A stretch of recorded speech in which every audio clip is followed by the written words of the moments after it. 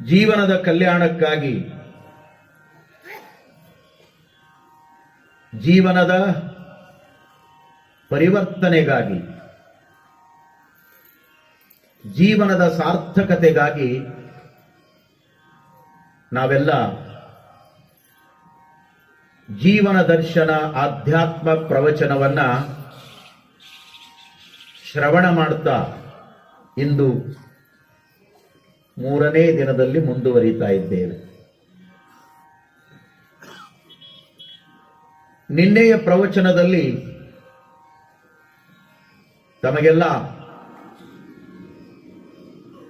Homework ಕೊಟ್ಟಿದ್ವಿ, ನೆನಪಿಟ್ಟುಕೊಂಡು ಬರಬೇಕಷ್ಟೇ, ಬರ್ಕೊಂಡು ಬರೋದೇನಿಲ್ಲ. ಆ ಹೋಮ್ವರ್ಕ್ ಯಾವುದು ಅನ್ನುವುದು ಕೂಡ ನಿಮಗೆ ಗೊತ್ತದ. ನಿನ್ನೆ ಬಂದವರಿಗೆ, ಸಂತೆ ಮಾಡಕ್ ಹೋಗಿ ಆಬ್ಸೆಂಟ್ ಆದವರಿಗಿಲ್ಲ, ನಿನ್ನೆ ಬಂದವರಿಗೆ ಮಾತ್ರ. ಸುಮ್ಮನೆ ಪ್ರವಚನದ ವಿಷಯವನ್ನು ಕುರಿತಾಗಿ 1-2 ಮಾತುಗಳನ್ನು ನೆನಪಿಟ್ಟುಕೊಂಡು ಬನ್ನಿ ಅಂತ ಹೇಳಿದ್ದೆ ನಾನು. ನೀವು ಉತ್ತರ ಕೊಡಬೇಕು, ಇವತ್ತಿನ ಪ್ರವಚನ ಮುಂದುವರಿಯಬೇಕು. ಉತ್ತರ ಕೊಡ್ಲಿಲ್ಲ ಅಂದ್ರ ಪ್ರವಚನ ಮಂಗಲ. ಹೌದಾ? ಕರಾರು. ಏನು? ಯಾವ ವಿಷಯವನ್ನು ಕುರಿತಾಗಿ ಕೊನೆಗೂ ಕೂಡ ನಾನು ನೆನಪು ಮಾಡಿ ಕಳಿಸಿದ್ದೆ, ಪ್ರಾರಂಭದಲ್ಲೂ ಕೂಡ ಹೇಳಿದ್ದೆ. ಇಲ್ಲಿ ಕುಂತಿರುವಂತ ಸರ್ನ ಬಿಟ್ಟು ಉಳಿದವರು ಹೇಳಬೇಕು. ಈ ಕಡೆ ಅವರು ಬಹಳ ಜನ ಕೂಡಿರಿ, ತಾವಾದ್ರೂ ಹೇಳಬಹುದು. ಈ ಕಡೆ ಎಲ್ಲ ಅಪ್ಪಗಳು ಅಣ್ಣಗಳು ಎಲ್ಲರೂ ಕೂಡಿರಿ, ಕೇಳಿರಿ, ಸುಮ್ಮ ನೆನಪು ಮಾಡ್ರಿ. ಆ ವಿಷಯ ಮುಂದುವರಿತದೆ ಇವತ್ತು. ಜೀವನ ದರ್ಶನದಲ್ಲಿ ಕೇಳಿರಿ, ನೆನಪು ಮಾಡ್ರಿ ಸುಮ್ಮ.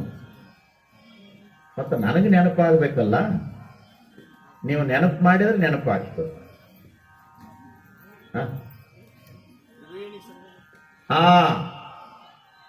ಅಣ್ಣವರಿಗೆ ಒಂದು ಜೋರಾಗಿ ಚಪ್ಪಾಳೆ ತಟ್ರಿ.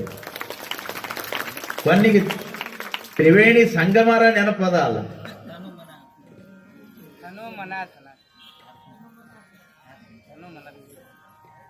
ಏನ್ರಿ? ಧನ ಅಲ್ಲ, ತನು ಮನ ಆತ್ಮ.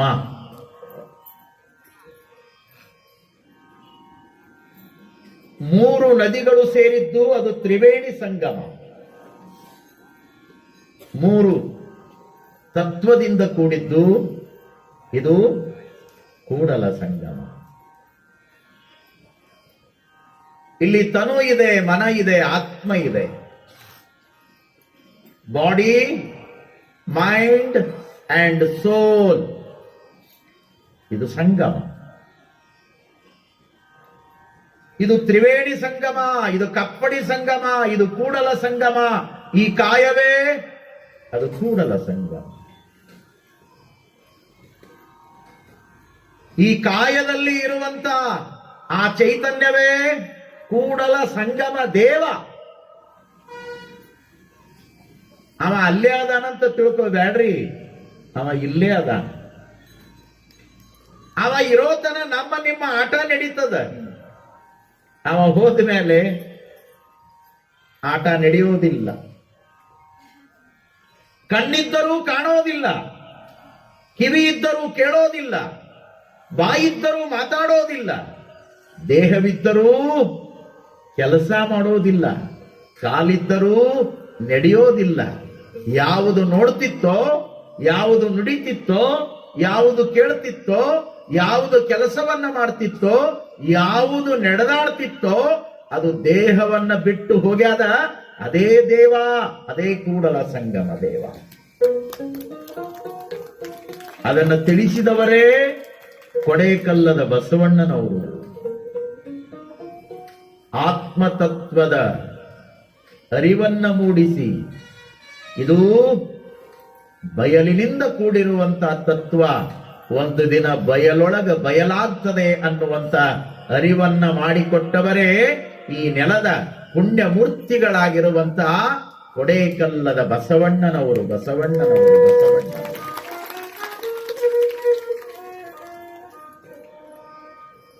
ಅದು ಇರೋತನ ಎಲ್ಲ ಬಹಳ ಚಂದ. ಏನು ಚಂದ ನೋಡ್ಬೇಕಿದ್ರ ವೈಭವ. ಅವ ಹೊರಗೆ ಹೋದ ಅಂದ್ರ ಏನ್ರಿ ಎಷ್ಟು ಭಯ. ಅವ ಇರೋತನ ಇದಕ್ಕೆ ಶಿವ ಅಂತಾರ, ಅವ ಹೋದ ಮೇಲೆ ಇದಕ್ಕೆ ಶವ ಅಂತ ವಿಚಾರ ಮಾಡ. ಅವ ಇರೋತನ ಶಿವ, ಯಾಕಂದ್ರೆ ಅವ ಅದಾನ. ಯಾವ ಶಿವ? ಚೈತನ್ಯ, ಆತ್ಮ, ಬಯಲು, ಪರಮಾತ್ಮ ಇದ್ರೊಳಗ ಅದಾನ. ಅಲ್ಲಿವರೆಗೆ ಶಿವ.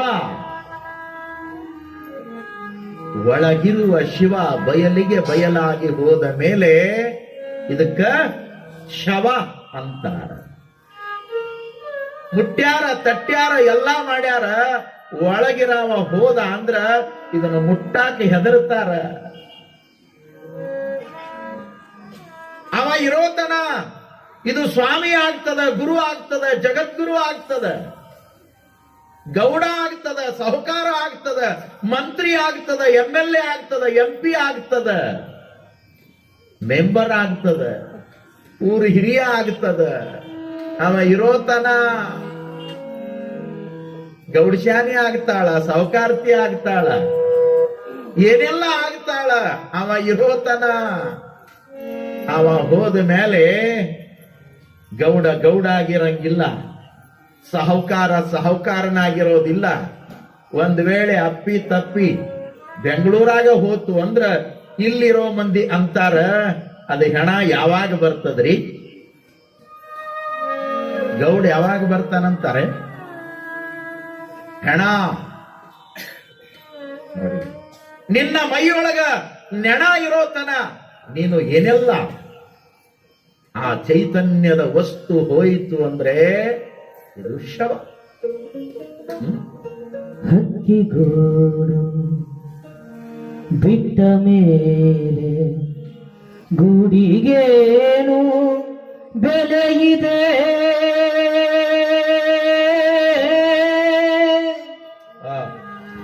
ಹೃದಯ ಪ್ರೀತಿ ತೊರೆದ ಮೇಲೆ ಮನಕ್ಕೆ ಶಾಂತಿಯಲ್ಲಿದೆ,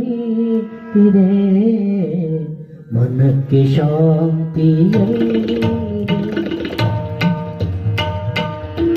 ಹಕ್ಕಿಗೂಡು ಬಿಟ್ಟ ಮೇಲೆ ಗೂಡಿಗೇನು ಬೆಲೆ ಇದೆ?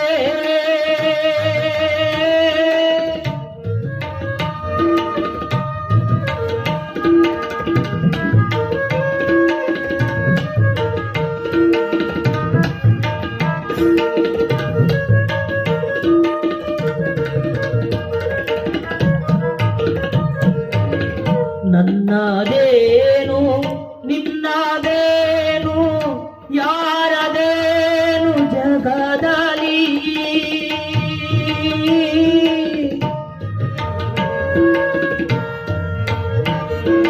ನನ್ನದೇನು ನಿನ್ನದೇನು ಯಾರದೇನು ಜಗದಲ್ಲಿ? ಪ್ರೀತಿ ಪ್ರೇಮ ಒಂದೇ ಸ್ಥಿರವು, ಪ್ರೀತಿ ಪ್ರೇಮ, ಪ್ರೀತಿ ಪ್ರೇಮ, ಪ್ರೀತಿ ಪ್ರೇಮ ಒಂದೇ ಸ್ಥಿರವು, ಪ್ರೀತಿ ಪ್ರೇಮ ಒಂದೇ ಸ್ಥಿರವು. ನೀತಿ ಬಾಳು ಬಾಳ್ವೆ, ನೀತಿ ಬಾಳು ಬಾಳ್ವೆ. ಹಕ್ಕಿಗೂಡು ಬಿಟ್ಟ ಮೇಲೆ ಗೂಡಿಗೇನು ಬೆಲೆ ಇದೆ? ಬೆಲೆ ಇದೆ, ಬೆಲೆ ಇದೆ.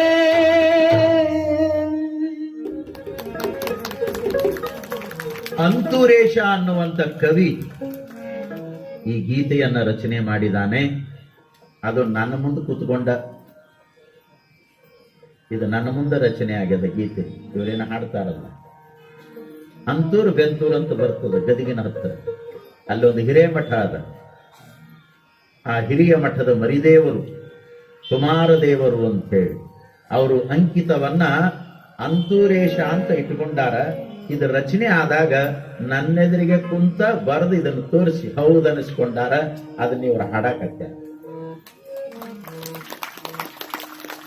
ಬಹಳ ಚಂದ ಬರೆದ್ರು. ಹಕ್ಕಿ ಗೂಡು ಬಿಟ್ಟ ಮೇಲೆ ಗೂಡಿಗೇನು ಬೆಲೆ ಇದೆ. ಹಕ್ಕಿ ದಿನಾಲೂ ಕೂಡ ಗೂಡಿನೊಳಗ ರಾತ್ರಿ ಬಂದು ವಸ್ತಿ ಮಾಡಿ ಮುಂಜಾನೆ ಹೋಗ್ತದ, ಮತ್ತೆ ಬರ್ತದ. ಅದು ಗೂಡು, ಅದು ಹಕ್ಕಿ. ಈ ಗೂಡಿನೊಳಗ, ಈ ದೇಹದೊಳಗ ಆತ್ಮ ಅನ್ನುವಂತ, ಚೈತನ್ಯ ಅನ್ನುವಂತ ಹಕ್ಕಿ ಆನಂದವಾಗಿ ಮನೆ ಮಾಡಿಕೊಂಡು ಇರ್ತದ. ಯಾವಾಗ ಹಾರಿ ಹೋಗ್ತದ, ಅದು ಹೋಯಿತು ಅಂದ್ರ ಮತ್ತೆ ತಿರುಗಿ ಹೊತ್ತು ಮುಣಿಗಿ ಬರಂಗಿಲ್ಲ. ಅದು ಹೋದ ಮೇಲೆ ಈ ಗೂಡಿಗೆ ಏನು ಬೆಲೆ, ಇದಕ್ಕೇನು ಕಿಮ್ಮತ್ತದ? ಬಹಳ ಹೊತ್ತು ಸಹಿತ ಇಟ್ಕೊಳ್ಳಂಗಿಲ್ಲ, ಜಲ್ದಿ ಒಗೆದು ಬರ್ರಿ ಅಂತ. ಎತ್ತೇ ಬಿಡ್ರಿಪ್ಪ, ನಾಳೆ ಸಂತದ, ನಮ್ಮ ಸಂತಿನ ಹಿಡಿಬೇಕಲ್ಲ, ಇದನ್ನ ಇಟ್ಕೊಂಡು ಕುಂತರ ವಿಚಾರ ಮಾಡುವಂತ. ಹಾಗಾಗಿ ಇದು ಕೂಡಲ ಸಂಗಮ.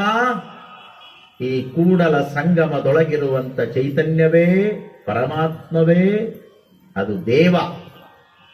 ಇದೇ ಕೂಡಲ ಸಂಗಮ. ಇಲ್ಲಿ ತನು, ಮನ, ಆತ್ಮ ಇವು ಮುಪ್ಪುರಿಯಾಗಿ ಕೂಡ್ಯಾವ. ಇವು ಬಿಡಿ ಬಿಡಿಯಾಗಿ ಇಲ್ಲ, ಮುಪ್ಪುರಿಯಾಗಿ ಕೂಡ್ಯಾವ.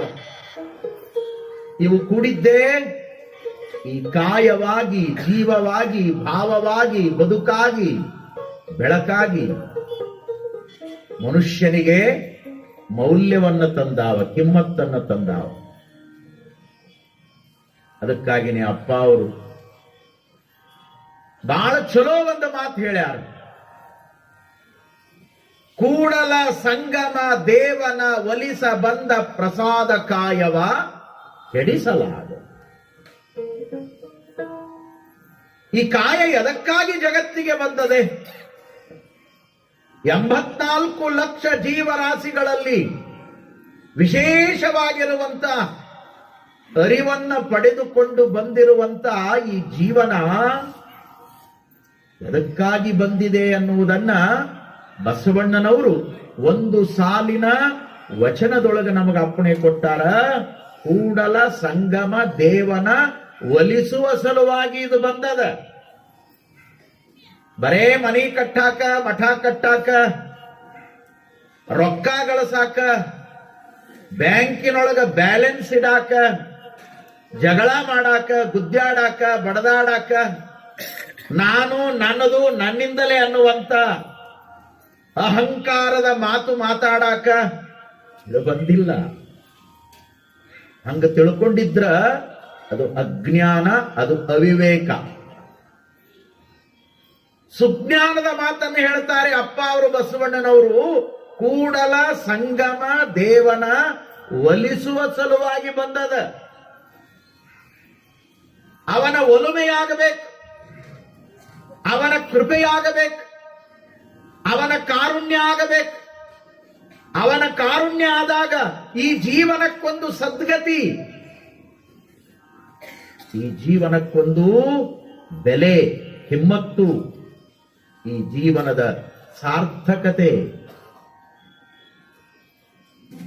ಅವನನ್ನು ಒಲಿಸಬೇಕಾದ್ರ ತನು, ಮನ, ಆತ್ಮದಿಂದ ಕೂಡಿರುವಂತ ಈ ಕ್ಷೇತ್ರ, ಇದು ಕೂಡಲ ಸಂಗಮ, ಈ ಕಾಯ ಇದು ಎಷ್ಟು ಪವಿತ್ರವಾಗಿರಬೇಕು ಅಂದ್ರ ಅಪ್ಪ ಅವರು ಹೇಳ್ತಾರೆ, ಕೂಡಲ ಸಂಗಮ ದೇವನ ಒಲಿಸಲು ಬಂದ ಈ ಪ್ರಸಾದ ಕಾಯವ ಕೆಡಿಸಲಾಗದು. ಇದನ್ನ ಕೆಡಿಸ್ಬೇಡ್ರಪ್ಪ. ಇದನ್ನ ಹಾಳು ಮಾಡ್ಕೋಬೇಡ್ರಿ. ಇದು ಮತ್ತೆ ಮತ್ತೆ ಸಿಗುವಂತದ್ದಲ್ಲ. ಏನೋ ಪೂರ್ವ ಜನ್ಮದ ಸುಕೃತದ ಪುಣ್ಯದ ಫಲ ಇತ್ತು ಅಂತ ತಿಳ್ಕೊಂಡು ಒಂದು ಸಲ ಲಕ್ಕಿ ಡ್ರಾ ಹೊಡೆದ ಮನುಷ್ಯರಾಗಿ ಬಂದೀವಿ. ಮುಂದೆ ಏನಾಗ್ತೀವೋ ಗೊತ್ತಿಲ್ಲ. ಹೋದವರು ಯಾರು ನಮಗ SMS ಕಳಿಸಿಲ್ಲ. ಹೋಗ್ಯಾರಲ್ಲ, ನಮ್ಗಿಂತ ಮೊದಲು ಎಷ್ಟೋ ಮಂದಿ ಹೋಗ್ಯಾರ. ನಮ್ಮ ಮನ್ಯಾಗ ಹೋಗ್ಯಾರಲ್ಲ, ಕಳಿಸ್ಯಾರೇನು ಎಂದಾರ. ನಾವಿಲ್ಲಿ ಅದೀವಿ, ಮುಂಜಾನೆ ಇಷ್ಟೊತ್ತಿಗೆ ಹೇಳ್ತೀವಿ, 10 ಮಣಿಗೆ ಟಿವಿ ನೋಡ್ಕೊತ್ಕೊಂಡಿರ್ತೀವಿ. ನೀವು ಬರೋರಿದ್ರೆ ನಮ್ಮ ಕಡೆ ಬರ್ರಿ, ಹಿಂಗೇನಾರ ಕರೆಸ್ಯಾರ? ಗೊತ್ತೇ ಇಲ್ಲ ನೋಡಿ. ಆದ್ರೆ ಇರುವಾಗ ಇದರ ಉಪಯೋಗ ಆಗಬೇಕು, ಇದರ ಸದುಪಯೋಗ ಆಗಬೇಕು, ಇದರ ಸಾರ್ಥಕತೆ ಆಗಬೇಕು. ಇದು ಯಾಕೆ ಬಂದದ ಅರಿವಿನ ಜನ್ಮ ಅಂದ್ರ ಅವನನ್ನ ಒಲಿಸಲು ಬಂದದ. ಇದು ಪ್ರಸಾದಕಾಯ. ಯಾವಾಗ ಇದು ಪ್ರಸಾದಕಾಯ ಆಗ್ತದೆ? ಬಸವರಾಜಯ್ಯ ಅಪ್ಪಗಳವರ ಪುಣ್ಯಾರಾಧನೆಯನ್ನ ಪುಣ್ಯದ ಪ್ರಸಂಗವಾಗಿ ಬಳಸಿಕೊಂಡು ಆಧ್ಯಾತ್ಮದ ಅರಿವಿನ ಮಾತುಗಳನ್ನ ಕೇಳಿ ಮಂಗಲವಾದ ಮೇಲೆ ಇಲ್ಲೇನು ಪ್ರಸಾದ ಅಂತ ಮಾಡಿರ್ತಾರಲ್ಲ, ಅದನ್ನು ತಗೊಂಡಾಗ ಒಂದಿಷ್ಟು ಸಮಾಧಾನ ಸಿಗ್ತದೆ. ಯಾಕಂದ್ರ ಅದರ ಮೇಲೆ ನಮಗೆ ಪ್ರಸಾದ ಭಾವ ಇರ್ತದೆ. ಅದನ್ನು ಪ್ರಸಾದ ಅಂತನ ತಗೊಳ್ತೀವಿ. ಅದ ಮನೆಯಾಗ ತಗೊಂಡ್ರೆ ಊಟ ಅಂತ ತಗೋತೀವಿ. ಪುಣ್ಯ ಊಟ ಅಂತಾರ. ಇನ್ನೂ ಕೆಲವರು ಅದಾರ ಕೂಳ ಅಂತ. ಕೂಳು ತಿನ್ನೋರು ಮನುಷ್ಯರಲ್ಲ. ಕೂಳು ತಿನ್ನೋದು ಬೇರೆ, ಅದು ಅನ್ನೋದಿಲ್ಲ. ಬಳಸೋ ಶಬ್ದಗಳಲ್ಲಿ ಶಕ್ತಿ ಅದ, ವಿಚಾರ ಮಾಡಬೇಕು. ಅದು ಕೂಳಂದ್ರ ಅಲ್ಲಿ ಭಾವ ಬರೋದಿಲ್ಲ. ನಾಯಿಗೂ ಕೂಳ ಹಾಕ್ತಾರ, ಮನುಷ್ಯನಿಗೂ ಹಾಕ್ತಾರ. ಮಾಡಿಟ್ಟಿನಿ ತಿಂದು ಹೋಗಿ ಅಂತಿರ್ತಾಳ ಆಕಿ. ಹೋಗಿನ್ ತಡಿ ಅಂತಿರ್ತಾನಿವ. ಅಂತೂ ಎಂತೂ ಉಂಡು ತಿಂದು ಗುಜ್ಜಾಡಿ ಬಡದಾಡಿ ಒಂದು ದಿನ ಹೋಗ್ತೀನಿ ಅಂತ ಹೋಗೇ ಬಿಡ್ತಾನ. ನಡೆಯುವುದಿಲ್ಲ ಜೀವನಗಳು. ಆದರೆ ಇಲ್ಲಿ ಅಪ್ಪಂಗಳ ಪ್ರಸಾದ ಅಂತ ಸ್ವೀಕಾರ ಮಾಡ್ತೀವಿ. ಪ್ರಸಾದವನ್ನು ಯಾಕೆ ತಗೊಳ್ಳೋದು ಅಂದ್ರೆ ಪ್ರಸನ್ನ ಚಿತ್ತರಾಗಿ ಆನಂದದ ಜೀವನವನ್ನು ಕಳೆಯುವ ಸಲುವಾಗಿ ಪ್ರಸಾದವನ್ನು ತಗೊಳ್ಳೋದು. ಅದಕ್ಕೆ ಪ್ರಸಾದ ಅಂತ ಕರಿಬೇಕು. ಪ್ರತಿ ಮನೆಗಳಲ್ಲಿ ನಮ್ಮ ತಾಯಂದಿರು ಹಿಂದಿನ ಕಾಲದೊಳಗ ಬಹಳ ಜನ ಹಿರಿಯರಿಲ್ಲಿ ತಾವೆಲ್ಲ ಕೂತ್ಕೊಂಡಿದ್ದೀರಿ. ನಿಮ್ಮ ಮನೆಗಳಲ್ಲಿ ನೀವು ಬಾಲ್ಯದೊಳಗ ಮಕ್ಕಳಾಗಿ ಓಡಾಡುವಾಗ, ಚಿಕ್ಕವರಾಗಿ ಇದ್ದಾಗ ನಿಮ್ಮ ಮನೆಯೊಳಗ ತಾಯಂದಿರು ಕೂಡ ಮಣ್ಣಿನ ಗಡಿಗೆಯಲ್ಲಿ ಅಡುಗೆ ಮಾಡ್ತಿದ್ರು. ಈಗ ನಂಗ ಕುಕ್ಕರ್ ಬಂದಿಲ್ಲ. ಮಣ್ಣಿನ ಗಡಿಗೆಯೊಳಗ ಅಡುಗೆ ಮಾಡ್ತಿದ್ರು. ಕಂಚಿನ ಗಂಗಾಳದೊಳಗ ಪ್ರಸಾದ ತಗೊಳ್ತಿದ್ರು. ಎಷ್ಟು ಆರೋಗ್ಯವಾಗಿದ್ರು. ಮಣ್ಣಿನ ಗಡಿಗೆಯಾಗ ಅಡಿಗೆ, ಮಣ್ಣಿನ ಗಡಿಗೆಯೊಳಗ ಪುಂಡಿ ಪಲ್ಯ ಮಾಡಿದ್ರು ವಾರಗಟ್ಲೆ ಕೆಡ್ತಿದ್ದಿಲ್ಲ. ವಾರಗಟ್ಲೆ ಉಣ್ತಿದ್ರು, ಆನಂದವಾಗಿರ್ತಿದ್ರು. ಈಗ ದುನಿಯಾ ತಿಂತಾರ ಕರೆ, ಯಾರಿಗೂ ಆನಂದವೇ ಇಲ್ಲ. ಮುಂಜಾನೆಗಳು ದವಾಖಾನಿಗೆ ಹೋಗ್ತಾವ, ಇಲ್ಲವೇ ಇಲ್ಲ. ನೆಮ್ಮದಿ ಇಲ್ಲ, ಸಮಾಧಾನ ಇಲ್ಲ. ಹಿಂದಿನ ಕಾಲದ ತಾಯಂದಿರು ಆ ಮಣ್ಣಿನ ಗಡಿಗೆಯೊಳಗ ಅಡುಗೆ ಮಾಡುವಾಗ ಬೆಳಿಗ್ಗೆದ್ದು ಭಗವಂತನ ಸ್ಮರಣೆ ಮಾಡಿ, ಮನೆ ದೇವರ ಸ್ಮರಣೆ ಮಾಡಿ, ದೇವರ ಮುಂದೆ ದೀಪ ಹಚ್ಚಿ, ಚಂದ ಗಡಿಗೆ ತೊಳೆದು, ಒಲಿ ಅದು 3 ಗುಂಡಿನ ಒಲಿ, ಅದನ್ನ ಸಹಿತ ಚಂದ ತೊಳೆದು, ಆ ಒಲಿಯೊಳಗಿರುವಂತ ಬೂದಿಯನ್ನೇ ವಿಭೂತಿ ಅಂತ ಮುಂದೆ ಎಳ್ಕೊಂಡು ಅದ್ರಾಗ ಒಂದೀಟ ನೀರು ಹಾಕಿ ಅದನ್ನ ಹೇಂಗ ಕಲಸ್ಕೊಂಡು ಆ ಒಲಿ ಗುಂಡಿಗೆ ಅದನ್ನೇ ಶಿವ ಪರಮಾತ್ಮ ಕೊಡೆಕಲ್ಲ ಬಸವೇಶ ಅಂತ ವಿಭೂತಿ ಹಚ್ಚಿ ಅಡಿಗೆ ಮಾಡಿ ಅದೆಲ್ಲ ಖುದ್ದು ತಯಾರಾದ ಮೇಲೆ ಅದಕ್ಕೂ ಸಹಿತ ಏನ್ ಮಾಡ್ತಿದ್ರು? ಅದಕ್ಕೂ ಸಹಿತ ವಿಭೂತಿ ಹಚ್ತಿದ್ರು. ಮಕ್ಕಳಿಗೆ ಅದನ್ನ ನೀಡಿ ಕೊಡುವಾಗ ನಮಸ್ಕಾರ ಮಾಡಿ ಕೊಡುತ್ತಿದ್ರು. ಹಾಗಾಗಿ ಹಿಂದಿನ ಕಾಲದ ನಮ್ಮೆಲ್ಲ ಮಕ್ಕಳು ಸಮಾಧಾನದ ಜೀವನವನ್ನ ಕಳೆದು ನೋಡ್ರಿ ನೀವು. ಈಗಿನ ಕಾಲದ ಮಕ್ಕಳಿಗೂ ಹಿಂದಿನ ಕಾಲದ ಆ ಜೀವನಕ್ಕೂ ಬಹಳ ವ್ಯತ್ಯಾಸ ಅದ. ಈಗ ಹುಡುಗರನ್ನ ಸಹಿತ ಮಾತಾಡಿಸುವ ಅಂಜಿಕೆ ಬರ್ತದೆ. ಅಷ್ಟು ಭಯಾನಕ ಮಕ್ಕಳು ಹುಟ್ಟ್ಯಾವ ಜಗತ್ನ್ಯಾಗ. ಕಾರಣವೇನು? ಈ ಸಂಸ್ಕಾರದ ಪ್ರಸಾದದ ಭಾವ ಮನೆಗಳಲ್ಲಿ ದೂರ ಆಗ್ಯದ. ಏನ್ ಆರಾಮ್, ಒಲಿ ಹಚ್ಚೋದಿಲ್ಲ, ಒಲಿ ತೊಳೆಯೋದಿಲ್ಲ, ಸೋಮ ಸಿಲಿಂಡರ್ ಗ್ಯಾಸ, ಒಲಿ ಸ್ಟವ್, ಅದರ ಮೇಲೆ ಸೋಮ ಹಿಂಗೊಂದು ಕುಕ್ಕರ್ ಇಡೋದು. ಏನ್ ಕಷ್ಟದ ಕೆಲಸ ಇಲ್ಲ. ಎಲ್ಲ ಸ್ವಚ್ಛ ಮಾಡಿ ರೆಡಿ ಮಾಡಿ ಎಲ್ಲಾ ತಯಾರು ಮಾಡಿದ್ದ ಮನೆಗೆ ಬಂದದ. ಪಾಕೆಟ್ನೊಳಗ ಹಿಂಗ ತಗೊಳ್ಳೋದದ, ಒಂದು ಗ್ಲಾಸ್ ಅದರೊಳಗೆ ಹಾಕೋದದ, 2 ಗ್ಲಾಸ್ ನೀರು ಹಾಕೋದದ, ಅದ್ರ ಮ್ಯಾಗ ಮುಚ್ಚಳ ಮುಚ್ಚಿ ಸೀಟಿ ಮ್ಯಾಲಿಟ್ಟು ಇಲ್ಲಿ ಬಂದು ಟಿವಿ ನೋಡ್ಕೊತ ಕೂಡೋದದ. ಇಲ್ಲಿ ಒಂದು ಧಾರಾವಾಹಿ ಮುಗಿದು ಇನ್ನೊಂದು ಶುರುವಾಗೋದ್ರೊಳಗಾಗಿನ ಅದು 3 ಸಲ ಸೀಟಿ ಹೊಡಿತದ. ಅದನ್ನೇನ್ ತಿರುವಂಗಿಲ್ಲ, ನೋಡುವಂಗಿಲ್ಲ, ದೃಷ್ಟಿ ಹಾಕುವಂಗಿಲ್ಲ, ಏನೇನು ಕಷ್ಟನೇ ಇಲ್ಲ. ಬಹಳ ಈಜಿ ಬಹಳ ಸರಳ ಆಗ್ಯದ ಜೀವನ. ನೋಡಿ, ಇನ್ನೊಂದು ಧಾರಾವಾಹಿ ಮುಗಿಯೋದ್ರೊಳಗಾಗಿನೇ ನೀಡೇ ಬಿಡೋದು, ಉಣಿಸೇ ಬಿಡೋದು. ಇಲ್ಲೇ ಮನಸ್ಸು ಕೆಡಿಸ್ಕೊಂಡು ಅದ ಮನಸ್ಸಿನೊಳಗ ಅದನ್ನ ತೆಗೆದು ಏನೇನೋ ಅನ್ಕೋತ ಅದನ್ನ ನೀಡಿ ಬಿಟ್ರ ಇವೆಲ್ಲವೂ ಮತ್ತ ಹೆಂಗ ಬೆಳಿತಾವಂದ್ರೆ ಸಿಟ್ಟಿಲೇ ಬೆಳಿತಾವ. ಯಾಕೆ? ಕುಕ್ಕರ್ ಅದ್ರೊಳಗ ಫೋರ್ಸೇಬಲ್ ಗ್ಯಾಸ್ ತುಂಬಿರ್ತದ, ಹವಾ ತುಂಬುತ್ತದ. ಅದಕ್ಕಾಗಿನ ಅದು ಟುಸ್ ಅಂತದ ನೋಡು, ಒಳಗೆ ತುಂಬಿರ್ತದ, ಒತ್ತಡ ತುಂಬಿ ಅದು ಹೆಂಗ ಒಳಗ ತುಂಬಿಕೊಂಡು ಟುಸ್ ಅಂತದಲ್ಲ, ಅದ್ರೊಳಗೆ ಮಾಡಿದ ಅನ್ನ ಉಣ್ಣುವಂತ ನಮ್ಮ ಜನ ಇವತ್ತು ಮಾತಿಗೆ ಟುಸ್ ಅಂತಾವ, ಸಿಟ್ಟಿಗೆ ಬರ್ತಾವ. ಇದ್ರೊಳಗ ಬಹಳ ದೊಡ್ಡ ಸತ್ಯ ಇದೆ. ನಾನು ತಮಾಷೆಗಾಗಿ ಈ ಮಾತುಗಳನ್ನ ಹೇಳ್ತಾ ಇಲ್ಲ. ಜೀವನದ ನಿಜವಾದ ಅರಿವಿನ ಮಾತುಗಳನ್ನ ಇಲ್ಲಿ ನಾನು ಬಳಸ್ಕೊಳ್ತಾ ಇದ್ದೇನೆ. ನಮ್ಮ ಮನೆಯಲ್ಲಿ ಮಾಡುವ ಪ್ರತಿ ಅಡುಗೆಯೂ ಕೂಡ ಅದು ಬಸವೇಶನ ಪ್ರಸಾದ ಆಗಬೇಕು. ಈ ಕಾಯಕ್ಕೆ ಪ್ರಸಾದವನ್ನ ಸ್ವೀಕಾರ ಮಾಡಿದಾಗ ಪ್ರಸಾದದಿಂದ ಪ್ರಸನ್ನತೆ ಸಿಗಬೇಕು.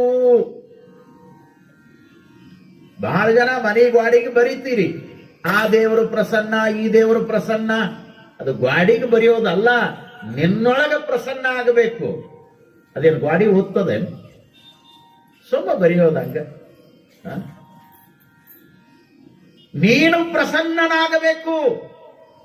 ನೀನು ಅಪರೂಪದ ಪ್ರಶಾಂತಿಯ ಗುಣದವನಾಗಬೇಕು. ನೀನು ಸದ್ಗುಣಿಯಾಗಬೇಕು, ಸದಾಚಾರಿಯಾಗಬೇಕು, ವಿವೇಕವಂತನಾಗಬೇಕು. ನೀನು ಸದುವಿನಯ ಸಂಪನ್ನನಾಗಬೇಕು. ನಿನ್ನೊಳಗ ಸದ್ಗುಣಗಳು ಹೆಚ್ಚಾಗಬೇಕು. ಅದಕ್ಕಾಗಿ ಪ್ರಸಾದ. ಸಂಸ್ಕೃತ ಸಾಹಿತ್ಯದಲ್ಲಿ ಒಂದು ಮಾತು ಹೇಳ್ತಾರೆ, ಬಹಳ ಚಂದ ಹೇಳ್ತಾರೆ. ಪ್ರಸಾದಸ್ತು ಪ್ರಸನ್ನತಃ. ಪ್ರಸಾದದಿಂದ ಪ್ರಸನ್ನತೆ. ಪ್ರಸಾದ ಈ ಬದುಕನ್ನ ಹಸಾದಗೊಳಿಸಬೇಕು. ಹಸಾದ ಅಂದ್ರೆ ಆನಂದ,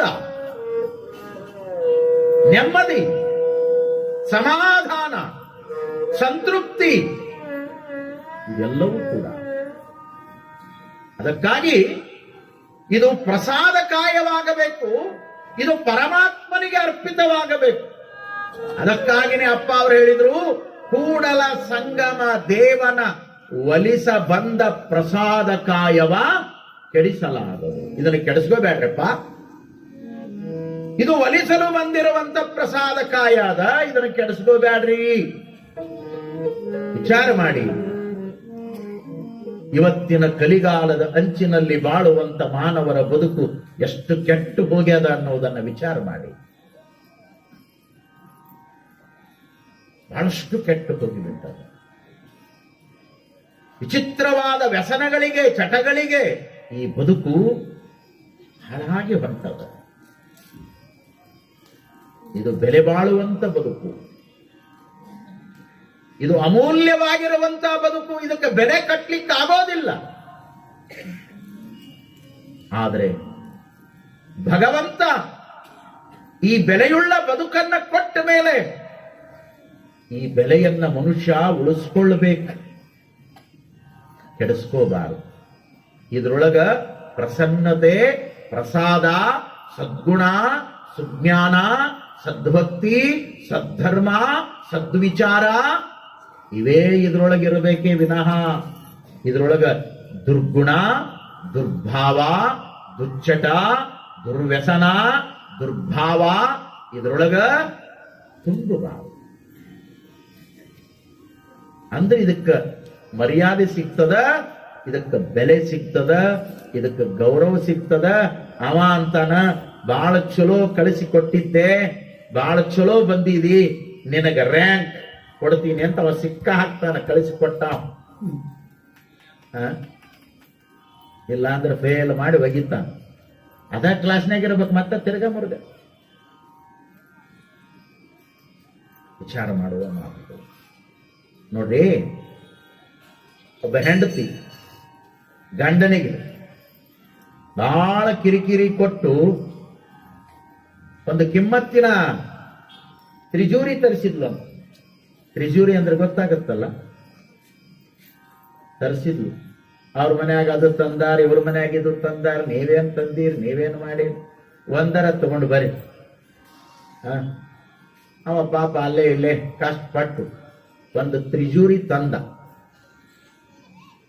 ಬಹಳ ಕಿಮ್ಮತ್ತಿನ ತ್ರಿಜೂರಿ, 20-30 ಸಾವಿರ ಕೊಟ್ಟು ಬಹಳ ಚಲೋದ ತಂದ. ತ್ರಿಜೂರಿ ಬಂತು. ಬಂಧುಗಳೇ ಈ ತಾಯಿಗೆ ಬಹಳ ಖುಷಿ. ನಮ್ಮ ಮನೆಗೆ ಹೊಸ ತ್ರಿಜೂರಿ ಬಂದದ ಅಂದ್ರ ಇದನ್ನ ಪೂಜಾ ಮಾಡಬೇಕು ಅಂತ ಹೇಳಿ ಒಂದು ತಂಬಿಗೆ ನೀರು ತಗೊಂಡು, ವಿಭೂತಿ ತಗೊಂಡು, ಕುಂಕುಮ ತಗೊಂಡು, ಭಂಡಾರ ತಗೊಂಡು, ಹೂಪತ್ರಿ ತಗೊಂಡು, ಊದಿನ ಕಡ್ಡಿ ತಗೊಂಡು ಬಹಳ ಚಂದ ತ್ರಿಜೂರಿ ಪೂಜಾ ಮಾಡಿದ್ಲು. ಹೀಗ ಪೂಜಾ ಮಾಡುವ ಕಾಲದೊಳಗ ಅಕಾಲಿಕ ಮಳೆ ಬಂತು. ಈಗ ಕಾಲಗಳು ಕೆಟ್ಟು ಹೋಗ್ಯಾವ. ಮಳೆ ಯಾವಾಗರ ಬರ್ತದೆ, ಚಳಿ ಯಾವಾಗರ ಬಿಡುತ್ತದೆ, ಬ್ಯಾಸಿಗೆ ಯಾವಾಗರ ಬರ್ತದೆ. ಅಂದ್ರೆ ಕಲಿಗಾಲ ಅಂತಿದೆಲ್ಲ ತಪ್ಪದ, ಲೆಕ್ಕನ ತಪ್ಪದ. ವಿಚಿತ್ರ. ಹೀಗ ಪೂಜಾ ಮಾಡುವ ಸಂದರ್ಭದೊಳಗ ಜೋರಾಗಿ ರಪರಪ ಮಳೆ ಬಂತು. ಅಯ್ಯ ಯವ್ವ ಅಂತೇಳಿ ಆ ಪೂಜಾ ಮಾಡುವ ತಾಟ್ ಕೆಳಗಿಟ್ಟಕಿನ ಮನೆಯಿಂದ ಓಡ್ತಾ ಹೊರಗೆ ಬಂದ್ಲು. ಯಾಕೆ ಬಂದ್ಲು ಅಂದ್ರ ಮುಂದ ಕಟ್ಟಿ ಮ್ಯಾಗ ಕಟ್ಟಿಗಿ ಕುಳ್ಳ ಒಣ ಇಟ್ಟಿದ್ಲು.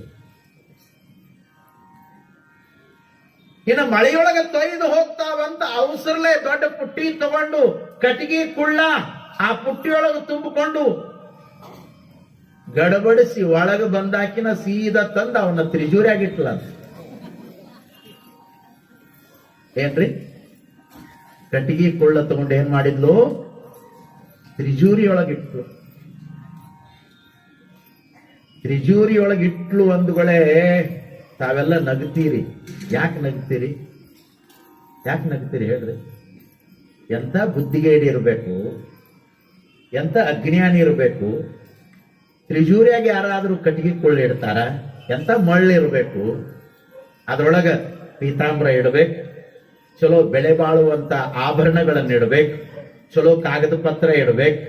ಮತ್ತೇನಾದ್ರೂ ಕಿಮ್ಮತ್ತಿನ ವಸ್ತುಗಳಿದ್ರ ತ್ರಿಜೂರಿ ಬಳಸಬೇಕು ಅನ್ನೋದು ಇದು ಕಾಮನ್ ಸೆನ್ಸ್, ಇದು ಸಾಮಾನ್ಯ ತಿಳುವಳಿಕೆ. ಇದು ಎಲ್ಲರಿಗೂ ಗೊತ್ತಾಗ್ತದೆ. ನೀವು ಅದನ್ನ ಇಟ್ಟಿರಿ, ಹೌದಲ್ಲ? ಕಟ್ಟಿಗೆ ಕೊಳ್ಳಿ ಇಟ್ಲು ಅಂದ್ಗಳೇ ನಿಮಗೆ ಹಂಗ ನಗು ಬಂತಲ್ಲ. ಹಂಗ 25,000 ರೂಪಾಯಿ ಕಿಮ್ಮತ್ತಿನ ಒಂದು ಕಬ್ಬಿಣದ ತ್ರಿಜೂರಿಯೊಳಗ ಕಟ್ಟಿಗೆ ಕುಳ್ಳಿಟ್ರೆ ನಗು ಬರ್ತದ. ಬೆಲೆ ಬಾಳುವಂತ ಕಿಮ್ಮತ್ತಿನ ಈ ಕೂಡಲ ಸಂಗಮ ಅನ್ನುವಂತ ಈ ತ್ರಿಜೂರಿಯನ್ನ ಭಗವಂತ ಕೊಟ್ಟಾನಲ್ಲ, ಈ ತ್ರಿಜೂರಿಯಾಗಿ ಏನಿಡಬೇಕು ಅನ್ನೋದು ಖಬರ್ ಇರಬೇಕು. ಖಬರ್ ಇರಬೇಕಲ್ಲ. ಇದ್ರೊಳಗೆ ಏನೇನೋ ಹಾಕೋದಲ್ಲ, ಹಾಕಬಾರದನ್ನ ಹಾಕೋದಲ್ಲ.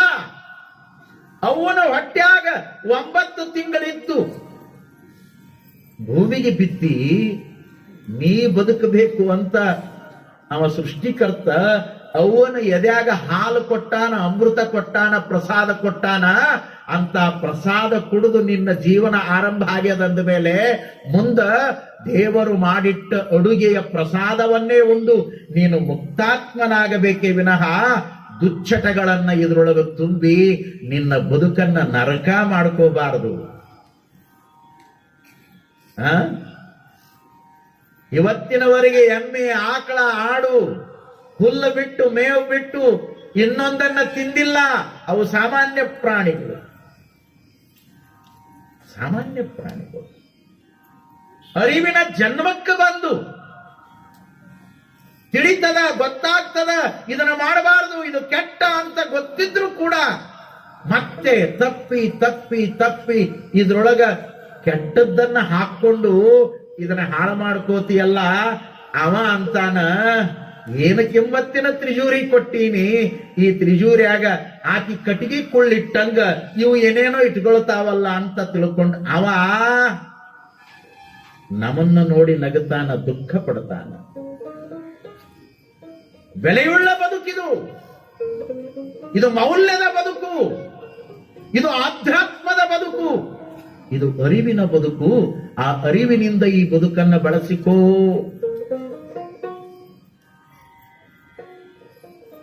ಇದು ಒಂದು ಅಪರೂಪದ ಕೊಡುಗೆಯಾಗಿ ಭಗವಂತ ನಿನಗೆ ಕೊಟ್ಟಾನ.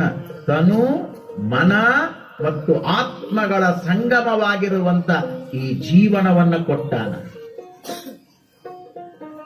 What is life? ಒಬ್ಬ ಆಂಗ್ಲ ಕವಿ ಪ್ರಶ್ನೆ ಮಾಡಿದ, ಜೀವನ ಎಂದರೆ ಏನು? ವಿಚಾರ ಮಾಡು ಸ್ವಲ್ಪ. What is life? Life is A gift. ಇದೊಂದು ಕೊಡುಗೆ, ಇದೊಂದು ಉಡುಗೊರೆ. ಇದನ್ನ ಭಗವಂತ ನಿನಗಾಗಿ ಗಿಫ್ಟ್ ಕೊಟ್ಟಾನೆ. ಆ ಆಂಗ್ಲ ಕವಿ ಹೇಳ್ತಾನೆ, ಅಸೆಪ್ಟ್ ಇಟ್, ಇದನ್ನು ಒಪ್ಕೋ. ಅವ ಗಿಫ್ಟ್ ಕೊಟ್ಟಿದ್ದನ್ನ ನೀವು ಒಪ್ಕೋ. ಸುಮ್ಮನೆ ವಿಚಾರ ಮಾಡೋಣ. ಮದುವೆ ಮತ್ತೇನಾದರೂ ಕಾರ್ಯಗಳಿದ್ದಾಗ ಬಂಧು ಬಳಗದವರು, ಫ್ರೆಂಡ್ಸು ನಮಗ ಒಂದಿಷ್ಟು ಗಿಫ್ಟ್ಗಳನ್ನು ತಂದು ಕೊಡ್ತಾರೆ. ಅವರು ಬಹಳ ಪ್ರೀತಿಯಿಂದ ಕೊಟ್ಟಾರ, ನಾವು ಬಹಳ ಪ್ರೀತಿಯಿಂದ ಇಸ್ಕೊಂಡೀವಿ. ಅವರು ಕೊಟ್ಟ ಮೇಲೆ ಅವನು ತಗೊಂಡು ಹೋಗೇನು ತಿಪ್ಪಾಗ ಹೋಗಿತೀರ? ಹಂಗ ಮಾಡ್ತೀರಿ? ಅದು ಸಣ್ಣದೇ ಇರ್ಲಿ, ದೊಡ್ಡದೇ ಇರ್ಲಿ, ಅದು ಯಾವುದೇ ಇದ್ರೂ ಕೂಡ ಬಂಧು ಬಳಗ, ಸ್ನೇಹಿತರು, ಫ್ರೆಂಡ್ಸ್ ಕೊಟ್ಟಾರಂತ ತಿಳ್ಕೊಂಡು ಅವರು ಕೊಟ್ಟಿರುವಂತಹ ಕೊಡುಗೆಗಳನ್ನ, ಗಿಫ್ಟ್ಗಳನ್ನ ಬಹಳ ಪ್ರೀತಿಯಿಂದ ತೆಗೆದಿಡ್ತೀರಿ. ಅದಕ್ಕ ಗೌರವ ಕೊಡ್ತೀರಿ, ಅದನ್ನ ಮಾನ್ಯ ಮಾಡ್ತೀರಿ, ಅದಕ್ಕೆ ಬೆಲೆ ಕಟ್ತೀರಿ. ಎಂದು ಆ ಗಿಫ್ಟ್ಗಳನ್ನ ನೀವು ವೇಸ್ಟ್ ಮಾಡಿ ಒಗೆಯೋದಿಲ್ಲ. ವಿಚಾರ ಮಾಡಿ. ಬಂಧು ಬಳಗ ಕೊಡುವಂತ ಆ ವಸ್ತುಗಳನ್ನ, ಗಿಫ್ಟ್ಗಳನ್ನ ಎಷ್ಟು ಪ್ರೀತಿಯಿಂದ ಗೌರವಿಸಿ ಇಡ್ತೀರಲ್ಲ. ಆದ್ರೆ ಅದಕ್ಕಿಂತಲೂ ಮಿಗಿಲಾಗಿರುವಂತ ತನು, ಮನ, ಆತ್ಮಗಳ ಸಂಗಮವಾಗಿರುವಂತ ಈ ಜೀವನವನ್ನೇ ಆ ಭಗವಂತ ಗಿಫ್ಟ್ ಕೊಟ್ಟಾನಲ್ಲ, ಅದನ್ನ ಎಷ್ಟು ಚಂದ ಕಾಪಾಡಬೇಕು, ಎಷ್ಟು ಚಂದ ಕಾಪಾಡಬೇಕು, ವಿಚಾರ ಮಾಡಬೇಕು.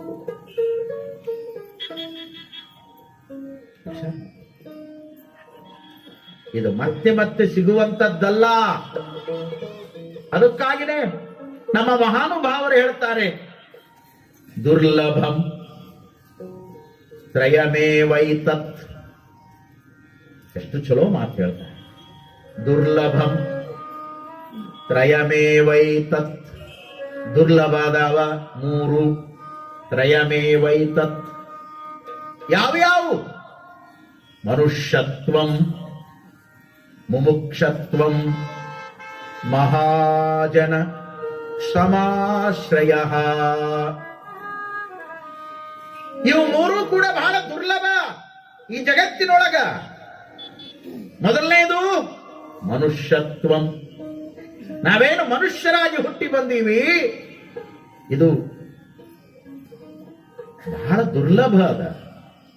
ಇದು ಸುಲಭವಾಗಿ ಸಿಗುವಂತದ್ದಲ್ಲ. ಸಿಗೋದಾಗಿದ್ರ ಹೋದವ್ರನ್ನ ಮತ್ತೆ ಪಟಕ್ನ ಕರ್ಕೊಂಡು ಬರಾಕ್ ಬರ್ತಿತ್ತು, ಏನಾರ ಕೊಟ್ಟು. ಹಂಗಿಲ್ಲ, ಬಹಳ ದುರ್ಲಭ. ಏನೋ ಬಂದದ ಹೋಯ್ತು ಅಷ್ಟೇ. ದುರ್ಲಭಂ ಮನುಷ್ಯತ್ವಂ. ಎರಡನೇದು ಮುಮುಕ್ಷತ್ವಂ. ಇಲ್ಲೇನು ಸೇರಿರಲ್ಲ, ನಿಮ್ಮನ್ನ ಮುಮುಕ್ಷುಗಳು ಅಂತ ಕರೀತಾರೆ ಜ್ಞಾನಿಗಳು. ನಿಮಗ ಸತ್ಸಂಗದ ಹಂಬಲ, ಆಧ್ಯಾತ್ಮದ ಹಂಬಲ, ಕೇಳಬೇಕನ್ನುವಂತ ಹಂಬಲ, ತತ್ವವನ್ನು ತಿಳ್ಕೋಬೇಕು ಅನ್ನುವಂತ ಹಂಬಲ. ಎಲ್ಲೆಲ್ಲೋ ಕುಂತು ಟೈಮ್ ಹರಣ ಮಾಡಿ ಏನೇನೋ ಮಾಡಬಹುದಾಗಿತ್ತು, ಆದರೂ ಸಹಿತ ಎಲ್ಲದನ್ನ ಬಿಟ್ಟು ಇಲ್ಲಿ 1.5 ತಾಸು ತತ್ವದ ಮಾತುಗಳನ್ನ ಕೇಳಾಕ ಬರ್ತಿರಲ್ಲ, ನಿಮಗ ಮುಮುಕ್ಷುಗಳು ಅಂತ ಸ್ಥಾನ ಕೊಡ್ತಾರ ಬಲ್ಲಂತ ಜ್ಞಾನಿಗಳು. ಇದನ್ನ ಬಿಟ್ಟು ಅದರೊಳಗ ಪ್ರಪಂಚದೊಳಗ ಬದುಕ ಮಾಡೋವರಿಗೆ ಬುಭುಕ್ಷುಗಳು ಅಂತ ಕರೀತಾರೆ. ಆ ಭೋಗದ ಬದುಕಿಗಾಗಿನೇ ಮನಸ್ಸು ಎಳೀತದ. ಆದ್ರೆ ನೀವು ಹಂಬಲಿಸಿ ಬಂದೀರಿ, ನೀವು ಮುಮುಕ್ಷುಗಳು. ಇದು ಕೂಡ ದುರ್ಲಭ ಅಂದಾರ ಅವರು. ಬಹಳ ಸುಲಭವಾಗಿ ಸಿಗೋದಿಲ್ಲ. ವರ್ಷಗಟ್ಲೆ ಮನೆಯಾಗಿರುವಂತ ಟಿವಿ ಸಿಗಬಹುದು, 6ನೇ ತಾರೀಕು ಕಳೆದ್ರ 7ನೇ ತಾರೀಕಿದು ಸಿಗಂಗಿಲ್ಲ. ಮತ್ತೊಂದು ವರ್ಷ ಕಾಯಬೇಕು. ಸಿಗ್ತದೇನು? ಸತ್ಸಂಗ ಸಿಗ್ತದೇನು? ಸಜ್ಜನರ ಸಹವಾಸ ಸಿಗ್ತದೇನು? ಮಹಾತ್ಮರ ಪ್ರಸಾದ ಸಿಗ್ತದೇನು? ವಿಚಾರ ಮಾಡಿ. ದುರ್ಲಭಂ ಮುಮುಕ್ಷತ್ವ. ಅದರ ಜೊತೆಗೆ ಮಹಾನುಭಾವರ ಆಶ್ರಯ, ಮಹಾತ್ಮರ ಸಂಘ, ಮಹಾತ್ಮರ ನುಡಿಗಳ ಸಂಘ. ಇದರೊಳಗಿರುವಂತ ಸುಖ ಜಗತ್ತಿನೊಳಗ ಮತ್ತು ಯಾವುದರೊಳಗನೂ ಇಲ್ಲ. ಇದರೊಳಗಿರುವ ಸುಖ ಜಗತ್ತಿನ ಯಾವ ವಿಷಯ ವಸ್ತುಗಳಲ್ಲಿ ಇಲ್ಲ. ಬಹಳ ಅದ್ಭುತವಾದ ಸುಖ ಇದು. ಅದಕ್ಕಾಗಿನೇ ಅಕ್ಕ ಮಹಾದೇವಿ ತಾಯಿ ಹೇಳ್ತಾಳೆ, ಚನ್ನ ಸಂಗಮ ದೇವ, ಚನ್ನ ಮಲ್ಲಿಕಾರ್ಜುನ, ನಿಮ್ಮ ಮಹಾನುಭಾವಿಗಳ ಸಂಘದಿಂದ ನಾನು ಪರಮ ಸುಖಿಯಾದೆನು ಅಂತಾಳ ಅಕ್ಕ. ಏನಿತ್ತು ಅಕ್ಕನ ಹತ್ರ? ತಂದೆ ತಾಯಿಗಳನ್ನ ಬಿಟ್ಟಾಳ, ಕೌಶಿಕನ ಕೈಸರಿಯಿಂದ ತಪ್ಪಿಸ್ಕೊಂಡು ಹೊರಗೆ ಬಂದಾಳ, ಮೈ ಮೇಲೆ ಬಟ್ಟಿ ಇಲ್ಲ, ಇರುವ ಕೂದಲುಗಳನ್ನೇ ಅಂಗಾಂಗಗಳಿಗೆ ಮರೆಮಾಚಿಕೊಂಡಾಳ. ಅವ್ವ ಕೇಳಿದ್ರ, ತಂಗಿ ಎಲ್ಲಿಗೆ ಹೋಗ್ತಿ? ಕಲ್ಯಾಣಕ್ಕೆ ಹೋಗ್ತೀನಿ, ಶರಣರ ದರ್ಶನ ಮಾಡ್ಕೊಳ್ತೀನಿ, ಅಲ್ಲಮ ಪ್ರಭುದೇವರನ್ನ ಭೇಟಿ ಆಗ್ತೀನಿ, ಅಣ್ಣ ಬಸವಣ್ಣನನ್ನ ಕಾಣ್ತೀನಿ, ನೀಲಮ್ಮನನ್ನ ಗಂಗಮ್ಮನನ್ನ ಕಾಣ್ತೀನಿ, ಸತ್ಯಕ್ಕನನ್ನ ಕಾಣ್ತೀನಿ, ಮುಕ್ತಾಯಕ್ಕನ ಜೊತೆ ಮಾತಾಡ್ತೀನಿ, ದಾನಮ್ಮನ ಜೊತೆಯಲ್ಲಿ ಇರ್ತೀನಿ. ಏನು ಮಹಾದೇವಿ? ಒಬ್ಬಂಟಿಯಾಗಿ ಹೆಣ್ಣು ಮಗಳು 900 ವರ್ಷಗಳ ಹಿಂದೆ ಶಿವಮೊಗ್ಗ ಜಿಲ್ಲೆಯ ಶಿಕಾರಿಪುರ ತಾಲೂಕಿನ ಉಡತಡಿ ಅನ್ನುವಂತ ಊರ ಬಿಟ್ಟು ಹೊಂಟಾಳ. ಅವ್ವ ಕೇಳಿದ್ಲು, ತಂಗಿ ಹಸುವಾದ್ರೆ ಏನು ಮಾಡ್ತಿ? ನೀರಡಿಕೆಯಾದ್ರೆ ಏನ್ ಮಾಡ್ತೀಯವ್ವ? ದಾರಿಯೊಳಗೆ ಹೋಗೋ ಮುಂದೆ ಎಲ್ಲಿರ್ತಿ? ನಿನ್ನ ಜೊತೆಗೆ ಯಾರು ಬರ್ತಾರ, ಯಾರು ಇರ್ತಾರ, ವಿಚಾರ ಮಾಡಿ. ಆವಾಗ ಅಕ್ಕ ಹೇಳಿದ್ಲು, ಹಸಿವಾದೊಡೆ ಭಿಕ್ಷಾನ್ನಗಳುಂಟು, ತೃಷಯಾದೊಡೆ ಕೆರೆಹಳ್ಳ ಭಾವಿಗಳುಂಟು, ಶಯನಕ್ಕೆ ಹಾಳು, ಶಯನಕ್ಕೆ ಹಾಳು ದೇಗುಲಗಳುಂಟು, ಚನ್ನಮಲ್ಲಿಕಾರ್ಜುನ ಆತ್ಮಸಂಗಾತಕ್ಕೆ ನೀನೆನಗುಂಟು, ಚನ್ನಮಲ್ಲಿಕಾರ್ಜುನ ಚನ್ನಮಲ್ಲಿಕಾರ್ಜುನ ಆತ್ಮ ಸಂಗಾತಕ್ಕೆ ನೀನಗುಂಟು, ನೀನಗುಂಟು. ಹೋಗಿ ಬರುವೆ ತಾಯಿ, ಸಾಗಿ ಬರುವೆ ತಾಯಿ, ಹೋಗಿ ಬರುವೆ ತಾಯಿ, ಸಾಗಿ ಬರುವೆ ತಾಯಿ, ಕಲ್ಯಾಣದ ಶರಣರ ಬಳಿ ಬಿಡಿದು ಬಾಳುವೆ ನಾ ತಾಯಿ, ಕಲ್ಯಾಣದ ಶರಣರ ಬಳಿ ಬಿಡಿದು ಬಾಳುವೆ ನಾ ತಾಯಿ. ಚನ್ನಮಲ್ಲಿಕಾರ್ಜುನ ಎನಗುಂಟು, ಎನಗುಂಟು, ಎನಗುಂಟು ತಾಯೇ, ಎನಗುಂಟು ತಾಯೇ, ಎನಗುಂಟು ತಾಯೇ. ಶರಣು ಶರಣಾರ್ಥಿ, ಶರಣು ಶರಣಾರ್ಥಿ, ಶರಣಾರ್ಥಿ, ಶರಣಾರ್ಥಿ.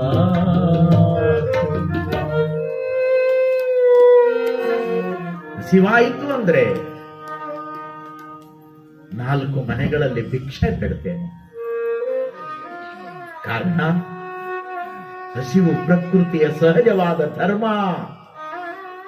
4 ಮನೆಯೊಳಗೆ ಭಿಕ್ಷೆ ಬೇಡ್ತೀನಿ, ಅವರು ನೀಡ್ತಾರೆ, ನನ್ನ ಹೊಟ್ಟೆ ತುಂಬಿಕೊಡ್ತೇನೆ. ನೋಡಿ ಎಷ್ಟು ದೊಡ್ಡ ಮಾತು.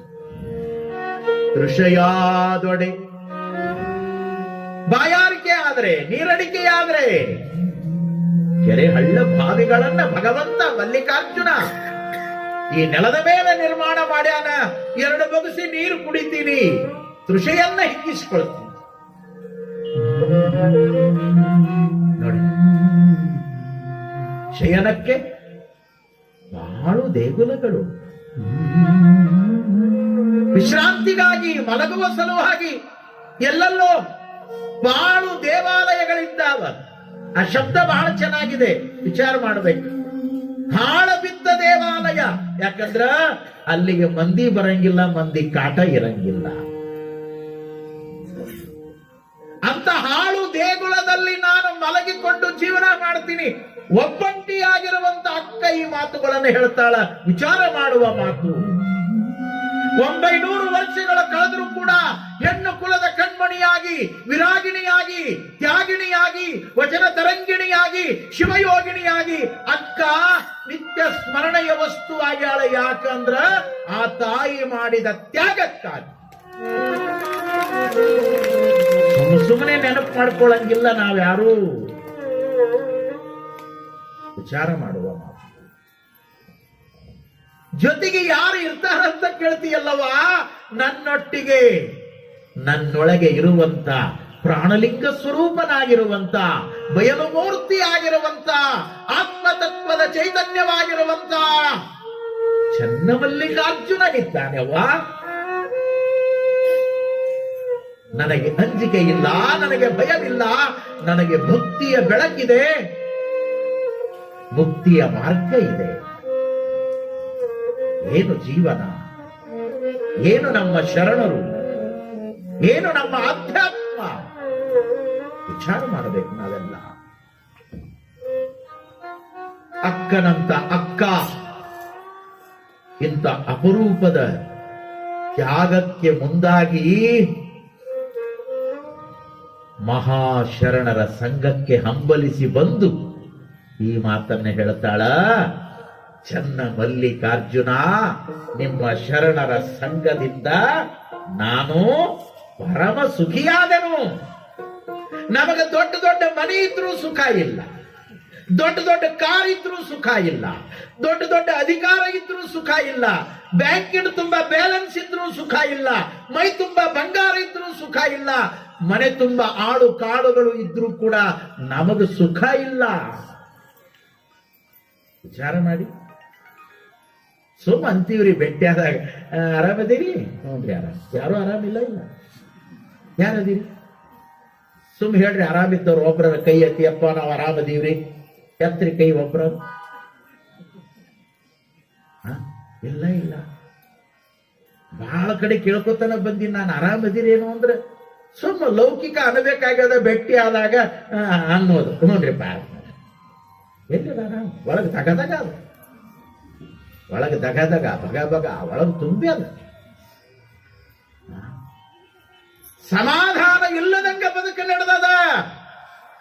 ಎಲ್ಲಿ ಹುಡುಕ್ತೀರಿ ಸಮಾಧಾನ? ಯಾವ ಅಂಗಡಿಯೊಳಗೆ ಸಿಗ್ತದ ಸಮಾಧಾನ? ಎಷ್ಟು ರೊಕ್ಕ ಕೊಟ್ಟರು ಸಿಗ್ತದ ಸಮಾಧಾನ? ಎಲ್ಲಿ ಹುಡುಕೋದನ್ನ? ಎಲ್ಲಿ ಸಿಗ್ತದದು? ಕೂಡಲ ಸಂಗನ ಒಲಿಸ ಬಂದ ಪ್ರಸಾದ ಕಾಯವ ಎಂದು ಕೆಡಿಸ್ಕೊಂಡಿ ಅಂದ ಸಮಾಧಾನ ಅನ್ನೋದು ಹಾಳಾಗಿ ಹೋಗ್ಯದ. ಅವ ಒಳಗ ಉಳಿಯುವಂತ ಭಾವದೊಳಗ ನಿನ್ನ ಜೀವನ ಕಳೆದಿತ್ತು ಅಂದ್ರ ಪ್ರಸನ್ನತೆ ಇರ್ತಿತ್ತು, ಸಮಾಧಾನ ಇರ್ತಿತ್ತು. ಅಕ್ಕ ಹೇಳ್ತಾಳಲ್ಲ, ಲೋಕದಲ್ಲಿ ಹುಟ್ಟಿದ್ದ ಬಳಿಕ ಸಮಾಧಾನಿಯಾಗಿರಬೇಕು. ಯಾರು ಸಮಾಧಾನದಿಂದ ಬದುಕನ್ನ ಕಳೀತಾರೋ ಅವರಿಗೆ ಏನೆಲ್ಲವೂ ಕೂಡ ಆನಂದವನ್ನು ಕೊಡುತ್ತದೆ. ನೋಡಿ, ವಿಚಾರ ಮಾಡುವಂತ ಮಾತುಗಳು ಇಲ್ಲ ಇಲ್ಲ ಸೋಮ ಅನ್ನೋದಟ್ಟ. ಒಬ್ಬವ ಹೇಗ ದವಾಖಾನೆಗೆ ಹೊಂಟಿದ್ನಂತ, ಇನ್ನೊಬ್ಬವ ದವಾಖಾನೆಯಿಂದ ಹೊರಗೆ ಬರ್ತಿದ್ನಂತ.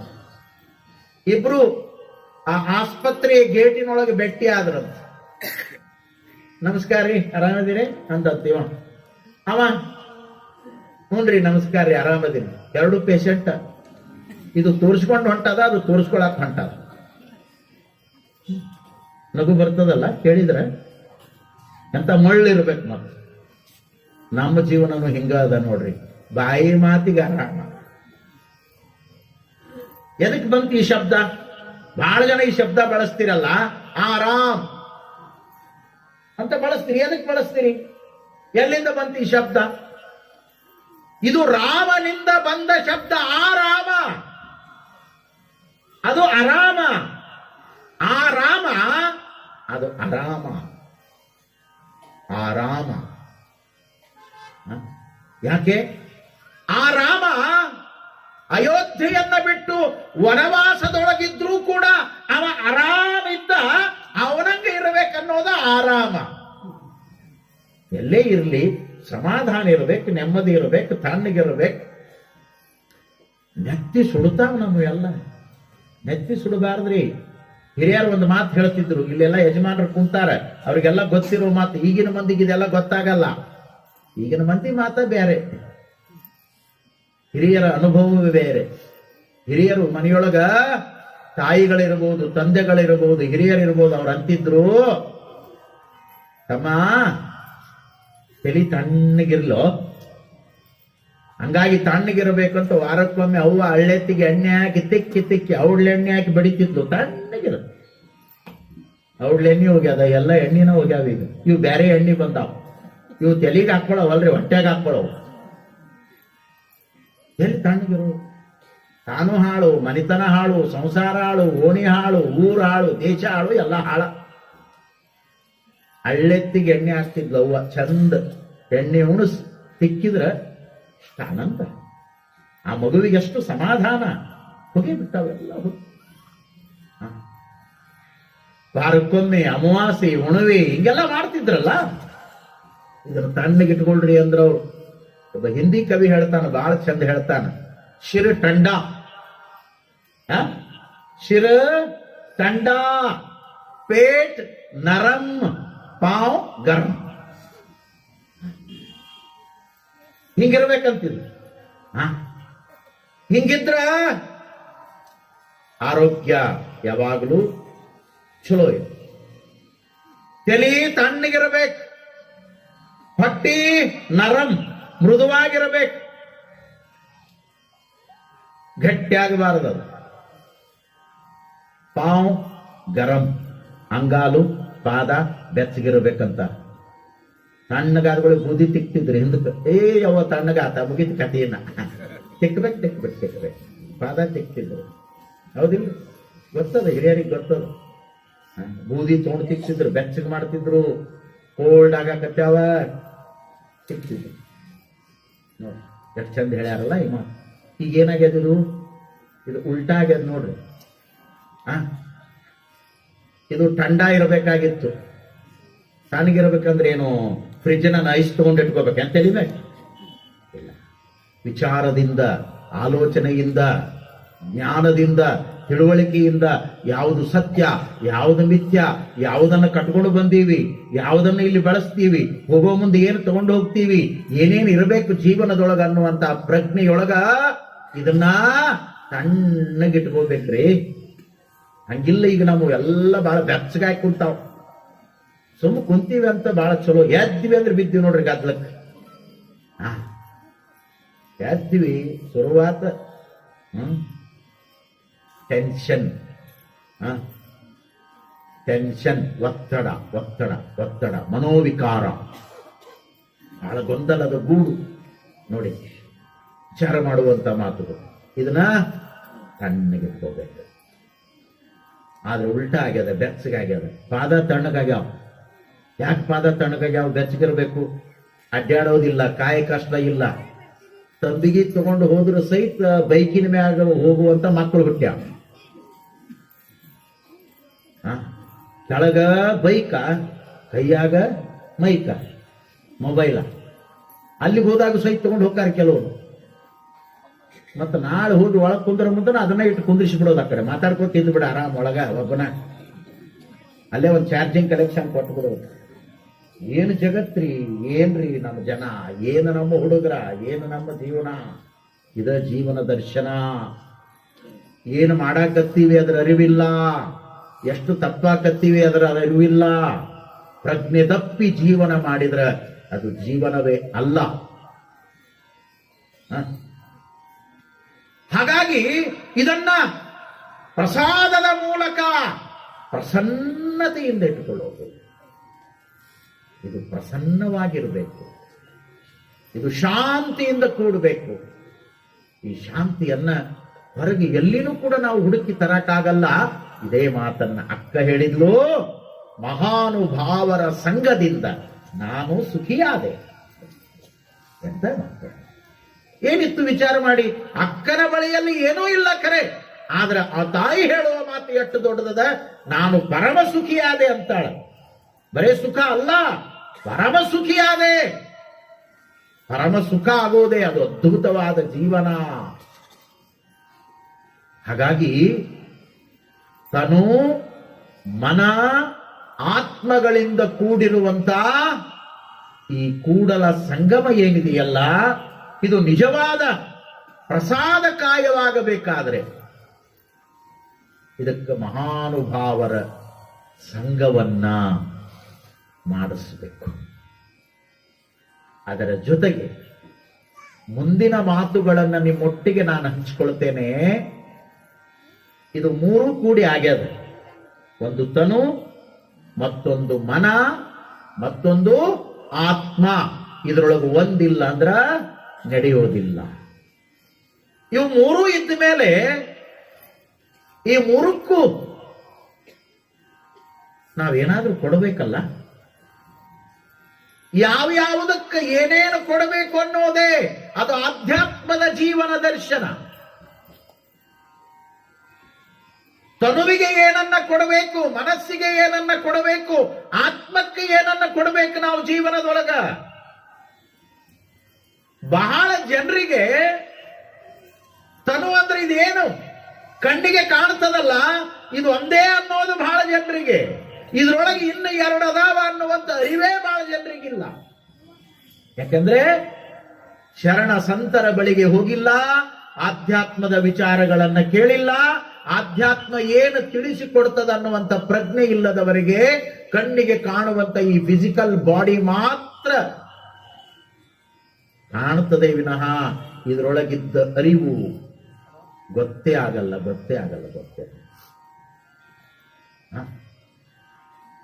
ವಿಚಾರ ಮಾಡುವಂತ ಮಾತುಗಳು ಬಹಳ ಜನರಿಗೆ ಗೊತ್ತೇ ಇಲ್ಲ. ಹಾಗಾಗಿ ಬಹಳ ಸೂಕ್ಷ್ಮವಾದ ಆಧ್ಯಾತ್ಮದ ಚಿಂತನೆ ಇದು. ಈ ತನುವಿಗೆ ಏನನ್ನ ಕೊಡಬೇಕು, ಏನು ಕೊಟ್ರೆ ಇದು ಸಮಾಧಾನದಿಂದ ಇರ್ತದ, ಈ ತನುವಿಗೆ ಏನನ್ನ ನಾವು ನೀಡಬೇಕು ಅನ್ನುವಂತ ಪ್ರಶ್ನೆಗಳು ಬಂದಾಗ ಬಲ್ಲಂತ ಶರಣರು, ಸಂತರು, ಸತ್ಪುರುಷರು, ಮಹಾತ್ಮರು ತಮ್ಮ ಆಧ್ಯಾತ್ಮದೊಳಗ ಇಷ್ಟು ಅದ್ಭುತ ವಿಷಯಗಳನ್ನು ಕೊಟ್ಟಾರ ನಮಗ. ತನುವಿಗೆ ಇದು ಸಮಾಧಾನವಾಗಿ ಇರಬೇಕು ಅಂದ್ರ ಇದಕ್ಕ ಅನ್ನವನ್ನ ಕೊಡು. ಈ ತನುವಿಗೆ ಮಾತ್ರ ನಾ ಹೇಳ್ತಾ ಇರೋದು, ವಿಚಾರ ಮಾಡ್ರಿ. ಈ ತನುವಿಗೆ, ಈ ದೇಹಕ್ಕೆ ಏನ್ ಕೊಡಬೇಕು? ಅನ್ನವನ್ನ ಕೊಡುವುದು. ಕಾರಣ ಇದು ಅನ್ನಮಯ ಶರೀರ. ಏನ್ರಿ? ಇದು ಅನ್ನಮಯ ಶರೀರ. ಅನ್ನತೋ ಪ್ರಾಣ, ಪ್ರಾಣತೋ ಪರಾಕ್ರಮ. ಇದಕ್ಕೆ ಅನ್ನವನ್ನ ಕೊಡಲೇಬೇಕು. ಕಾರಣ ಇದು ಅನ್ನಮಯ ಶರೀರ ಅದ. ಇದಕ್ಕೆ ಅನ್ನವನ್ನ ಕೊಡ್ಲಿಲ್ಲ ಅಂದ್ರ ಏನಾಗ್ತದ? ಬಿಟ್ಟು ನೋಡ್ರಿ. ಒಂದು ದಿನ ಒಂದೊತ್ತಂತ ಮಾಡ್ತೀರಿ ಸಹ್ಯ. ಒಂದೊತ್ತು ಯಾಕೆ ಮಾಡ್ತೀರಿ ಅಂದ್ರ, ಒಂದೊತ್ತಿಂದು ಮುಂದಿನ ಹೊತ್ತಿಂದು ಎರಡು ಕೂಡಿ 10 ಮಣಿಗೆ ತಗೊಳ್ಳೋದು ಐತಿ ಅಂತನ ಮಾಡ್ತೀರಿ. ಬಿಟ್ಟು ನೋಡ್ರಿ ಒಂದ್ 8-10 ದಿನ ಒಂದೊತ್ತಿನ ಮಜಾ ಗೊತ್ತಾಗ್ತದೆ. ಒಂದೊತ್ತಂತ ಬಿಡೋದು 10 ಮಣಿಗೆ 3 ಹೊತ್ತಿಂದು ಕೂಡ ತಗೊಂಡ್ಬಿಡ. ವಿಚಾರ ಮಾಡಿ. ಇದು ಅನ್ನಮಯ ಶರೀರ ಆಗಿರೋದ್ರಿಂದ ಇದಕ್ಕೆ ಹಾಕಲೇಬೇಕು. ಯಾರಾದರೇನು, ಯಾರು ಈ ಶರೀರವನ್ನ ಪಡ್ಕೊಂಡು ಬಂದಾರ ಅವರು ಶರಣರಾಗ್ಲಿ, ಸಂತರಾಗ್ಲಿ, ಮಹಾತ್ಮರಾಗ್ಲಿ, ಅವರು ಜ್ಞಾನಿಗಳಾಗ್ಲಿ, ವಿಜ್ಞಾನಿಗಳಾಗ್ಲಿ, ಸುಜ್ಞಾನಿಗಳಾಗ್ಲಿ, ಅಜ್ಞಾನಿಗಳಾಗ್ಲಿ, ಒಟ್ಟಾರೆ ಮನುಷ್ಯ ರೂಪದೊಳಗೆ ಇರುವಂತವರೆಲ್ಲರೂ ಕೂಡ ಪಶು ಪಕ್ಷಿ ಪ್ರಾಣಿಗಳಂತೆ ಈ ದೇಹಕ್ಕೂ ಕೂಡ ಅನ್ನವನ್ನ ಹಾಕಲೇಬೇಕು. ಕಾರಣ ಇದು ಅನ್ನಮಯ ಶರೀರ. ಆಗಲೇ ಅಕ್ಕನ ವಚನ ಕೇಳಿದ್ರಿಲ್ಲ? ಅವಾಗ ಹೇಳಬಹುದಿತ್ತು, ಅಕ್ಕ ಯವ್ವ ನನಗೆ ಹಸಿವ ಆಗಲ್ಲ ಅಂತ ಹೇಳಬಹುದಿತ್ತು. ಹಂಗೇಳಿಲ್ಲ. ಪ್ರಕೃತಿಯ ಸಹಜವಾದ ಸತ್ಯವನ್ನ ಅಕ್ಕ ಒಪ್ಪಿಕೊಂಡು ಹೇಳ. ಹಸಿವಾಯಿತು ಅಂದ್ರ 4 ಮನಿ ಭಿಕ್ಷಾ ಬೇಡಿ ಹೊಟ್ಟಿ ತುಂಬಿಕೊಳ್ತೀನಿ ಅಂದಾಳೆ ವಿನಃ ನನಗೆ ಹಸಿವ ಆಗಲ್ಲ ಅಂತ ತಿಳ್ಕೊಂಡು ಅಂದಿಲ್ಲ.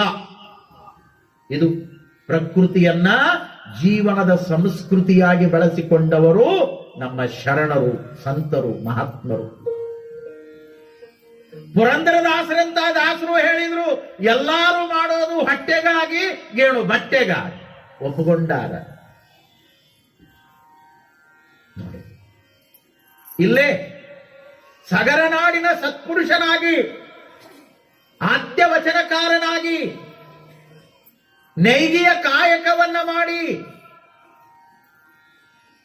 ಅನ್ನಕ್ಕಿಂತ ದೇಹಕ್ಕೆ ಮಾನವೇ ಮುಖ್ಯ ಅನ್ನುವಂತ ಬಟ್ಟೆಯನ್ನ ನೇಯ್ದು ಕೊಟ್ಟು, ಸತಿಪತಿಗಳೊಂದಾದ ಭಕ್ತಿ ಹಿತವಾಗಿಪ್ಪುದು ಶಿವಂಗೆ ಅನ್ನುವಂತ ಅರಿವಿನ ಎಚ್ಚರಿಕೆಯಲ್ಲಿ ದುಗ್ಗಳೆಯನ್ನ ಕೈ ಹಿಡಿದು ಅದ್ಭುತವಾದ ಜೀವನವನ್ನ ಮಾಡಿರುವಂತ ಮುದನೂರಿನ ಜೇಡರ ದಾಸಿಮಯ್ಯ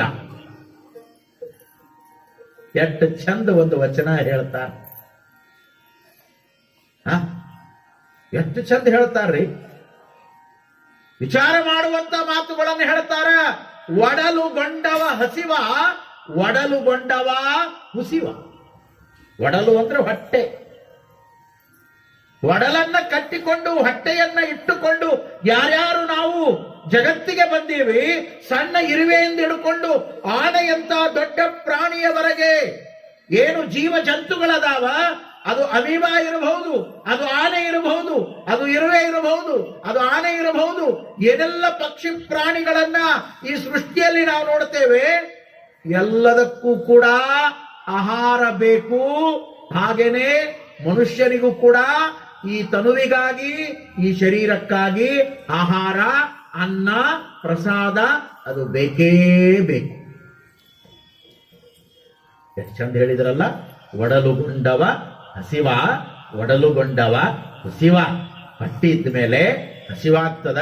ಹೊಟ್ಟಿ ಸಲುವಾಗಿ ಮತ್ತೆ ಯಾವುದಕ್ಕರ ಅಲ್ಲ, ಹೊಟ್ಟಿ ಸಲುವಾಗಿ ಒಂದೊಂದು ಸಲ ಅನ್ನ ಸಿಗಲಿಲ್ಲ ಅಂದ್ರ ಸುಳ್ಳು ಸಹಿತ ಹೇಳಬೇಕಾಗ್ತದೆ.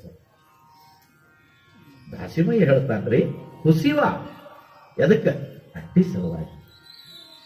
ಅವ ಏನು ಇನ್ನೊಬ್ಬರನ್ನ ಹಾಳು ಮಾಡಬೇಕು ಅಂತಲ್ಲ, ಇನ್ನೊಬ್ಬರು ಮನೆ ಮುರಿಬೇಕು ಅಂತಲ್ಲ, ದೇಶವನ್ನೇ ಮುಂಡಾ ಮುಚ್ಚಬೇಕು ಅಂತಲ್ಲ. ಗೇಣು ಹೊಟ್ಟೆಯನ್ನ ತುಂಬಿಕೊಳ್ಳುವ ಸಲುವಾಗಿ ಮನುಷ್ಯ ಶರೀರದಲ್ಲಿ ಬಂದಿರುವಂತ ಮಾನವನು ಕೂಡ ಹುಸಿಯನ್ನ ನುಡಿತಾನ. ಎಷ್ಟು ಪ್ರಾಕ್ಟಿಕಲ್ ಆಗಿ ನಮ್ಮ ಶರಣರು ಹೇಳ್ತಾರಂದ್ರ, ಒಡಲುಗೊಂಡವ ಹಸಿವ, ಒಡಲುಗೊಂಡವ ಹುಸಿವ. ನೀನು ಎನ್ನಂತೆ ಒಮ್ಮೆ ಒಡಲುಗಂಡು ನೋಡ ರಾಮನಾಥ. ನಿನಗೇನು ಗೊತ್ತಾಗ್ತದ ದೇವ್ರ? ನೀನು ನಿರಾಕಾರ ಪರಬ್ರಹ್ಮ, ನೀನು ಬಯಲು ಮೂರ್ತಿ, ಕಣ್ಣಿಗೆ ಕಾಣಲಾರ್ದಂಗಿರಾಮ. ನಿನಗೇನು ಗೊತ್ತದ? ಹೊಟ್ಟಿ ಕಟ್ಕೊಂಡು ಬಂದವ್ರ ಕಷ್ಟ. ನಿನಗ ಹೊಟ್ಟಿ ಇದ್ದವ್ರ ಕಷ್ಟ ಗೊತ್ತಾಗಬೇಕು ಅನ್ನೋದಾದ್ರೆ ನೀನು ಒಂದು ಸಲ ಹೊಟ್ಟಿ ಕಟ್ಕೊಂಡು ಈ ಮರ್ತ್ಯ ಲೋಕಕ್ಕೆ ಬಾ, ಗೊತ್ತಾಗ್ತದ ಮಜಾ. ಏನು ಶರಣರು ದೇವರಿಗೆ ಚಾಲೆಂಜ್ ಮಾಡ್ತಾರ ದಾಸಿಮಯ್ಯ. ನೀನು ಎನ್ನಂತೆ ಒಮ್ಮೆ ಒಡಲುಗೊಂಡು ಬಾರ ರಾಮನಾಥ, ಒಂದು ಸಲ ಬಾರಪ್ಪ, ಗೊತ್ತಾಗ್ತದೆ. ಏನು ಹಸಿವು, ಏನು ಹಸಿವು. ಹಸಿವಿಗಾಗಿ ಈ ಜಗತ್ತಿನೊಳಗ ಇದೆಲ್ಲ ನಡೀತದೆ. ಒಂದೊತ್ತಿನ ಅನ್ನಕ್ಕಾಗಿ ಈ ಜಗತ್ತಿನೊಳಗ ಏನೆಲ್ಲ ನಡೆದು ಹೋಗ್ತದೆ. ನಾನು ಯಾವಾಗಲೂ ತಮಾಷೆಗಾಗಿ ಹೇಳ್ತಿರ್ತೇನೆ, ಎಷ್ಟೋ ಜನರಿಗೆ ಹೊಟ್ಟೆ ಇದೆ, ಆದರೆ ಹೊಟ್ಟೆಗೆ ಹಿಟ್ಟಿಲ್ಲ. ಎಷ್ಟೋ ಜನರಿಗೆ ಹೊಟ್ಟೆ ಇದೆ, ಎಲ್ಲರಿಗೂ ಇರುವಂಗೆ ಇದೆ, ಆದರೆ ಆ ಹೊಟ್ಟೆಗೆ ಸರಿಯಾಗಿ ಹಿಟ್ಟಿಲ್ಲ. ಒಂದೊತ್ತಿನ ಗಂಜಿ ಸಿಗೋದು ಕೂಡ ಎಷ್ಟೋ ಜನರಿಗೆ ಕಷ್ಟದ. ಇನ್ನೊಂದು ಜೀವನ ಅದ, ಇದರ ವಿರುದ್ಧ ಹೊಟ್ಟೆ ಇದೆ, ಹೊಟ್ಟೆಗೆ ಹಿಟ್ಟಿಲ್ಲ, ಆದರೆ ಹಿಟ್ಟಿದೆ, ಹಿಟ್ಟಿಗೆ ಹೊಟ್ಟೆನೇ ಇಲ್ಲ. ಬಹಳ ಸೂಕ್ಷ್ಮದ ವಿಚಾರ ಮಾಡಿ. ಹಿಟ್ಟಿದೆ, ಆದ್ರೆ ಆ ಹಿಟ್ಟಿಗೆ ಹೊಟ್ಟೆನೇ ಇಲ್ಲ. ಹಂಗಂದ್ರೇನು? ದೊಡ್ಡ ಶುಗರ್ ಫ್ಯಾಕ್ಟರಿ ಓನರ್ ಅದಾನ ಕರೆ, ಆದ್ರೆ ಒಂದು ಚಮಚೆ ಸಕ್ಕರೆ ತಿಂದ್ರೆ ಸಾಯ್ತಾನ. ಶುಗರ್ ತಿನ್ನ ಚಾನ್ಸೇ ಇಲ್ಲ. ದೊಡ್ಡ ಹಾಲಿನ ಡೈರಿ ಓನರ್, ಹಾಲು, ಕೆನೆ, ಮೊಸರು, ಮಜ್ಜಿಗೆ, ಬೆಣ್ಣೆ, ತುಪ್ಪ ಎಲ್ಲಾ ತಯಾರಾಗ್ತದ. ತುಪ್ಪ ಅಂದ್ರೆ ಗಪ್ಪ, ನಾವಲ್ಯಪ್ಪ, ತುಪ್ಪ ಬ್ಯಾಡಪ್ಪ. ಯಾಕಪ್ಪ? ತಿಂದ್ರೆ BP ರೇಜ ಆಗ್ತದಪ್ಪ. ವಿಚಾರ ಮಾಡಿ. ಯಾಕೆ? ಇದು ಜಗತ್ತಿನ ವಿಚಿತ್ರವಾದ ವ್ಯವಸ್ಥೆ.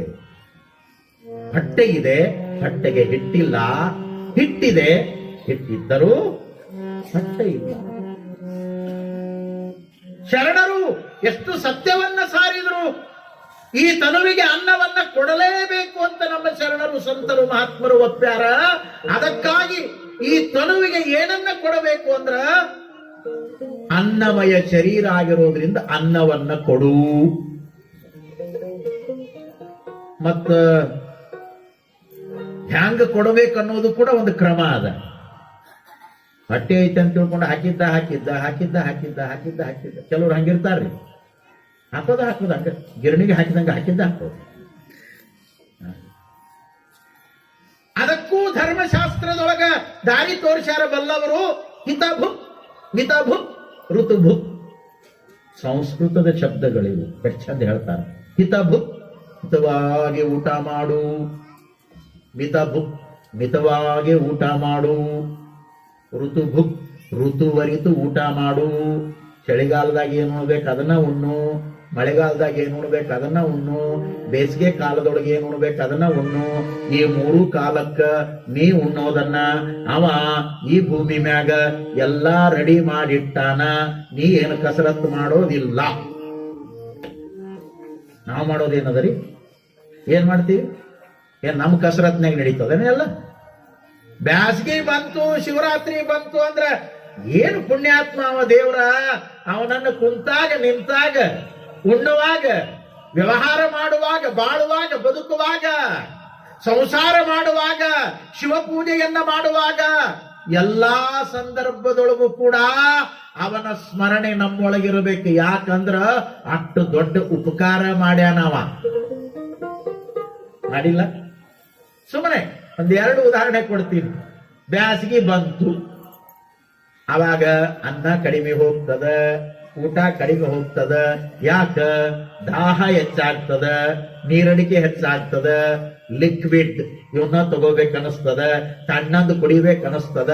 ನೀ ತಣ್ಣಂದು ಕುಡಿಲಿ ಅಂತ ತಿಳ್ಕೊಂಡು ಅವ ದ್ರಾಕ್ಷಿ ತಯಾರು ಮಾಡ್ಯಾನ, ಕಲ್ಲಂಗಡಿ ಹಣ್ಣು ತಯಾರು ಮಾಡ್ಯಾನ, ಕರ್ಬೂಜ ತಯಾರು ಮಾಡ್ಯಾನ, ತೆಂಗಿನಕಾಯಿ ತಯಾರು ಮಾಡ್ಯಾನ. ನಾವು ಮಾಡಿವೆ? ನೀವು ಮಾಡ್ತೀರಿ ಪ್ಲಾಸ್ಟಿಕ್ನ ತಯಾರು, ಒಳಗೆ ನೀರು ತುಂಬ್ರಿ ನೋಡಮ್ಮ. ಪ್ಲಾಸ್ಟಿಕ್ನ ಹಣ್ಣು ತಯಾರು ಮಾಡ್ಯಾರ ಶೋಕೇಸ್ನಾಗ ಇಡಾಕ. ಸುಮ್ಮನೆ ನೋಡೋದು ಇಡೋದು, ಏನ್ ತಿನ್ನಾಕ ಬರಂಗಿಲ್ಲ ಅವನ. ಅವ ಮಾಡಿದ್ದು ವಿಚಾರ ಮಾಡ್ರಿ, ಎಷ್ಟು ಚಲೋ ಮಾಡಿಟ್ಟಾನ.